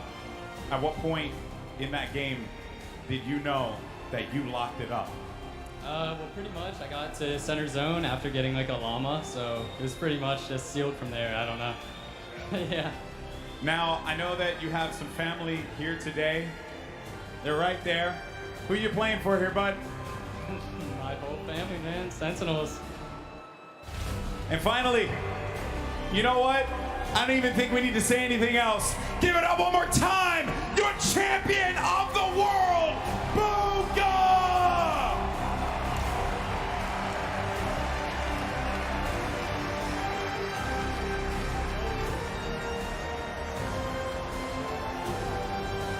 Let's get the whole team out here. Let's get everybody. I want everyone in this stadium one more time. Put your hands together for this young man. He just made history. History. $3 million in prizing.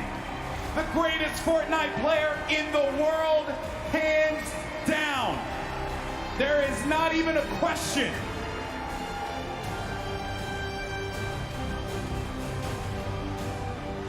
And for all of us here in Arthur Ashe Stadium, we want to thank you all so much for joining us on this incredible journey.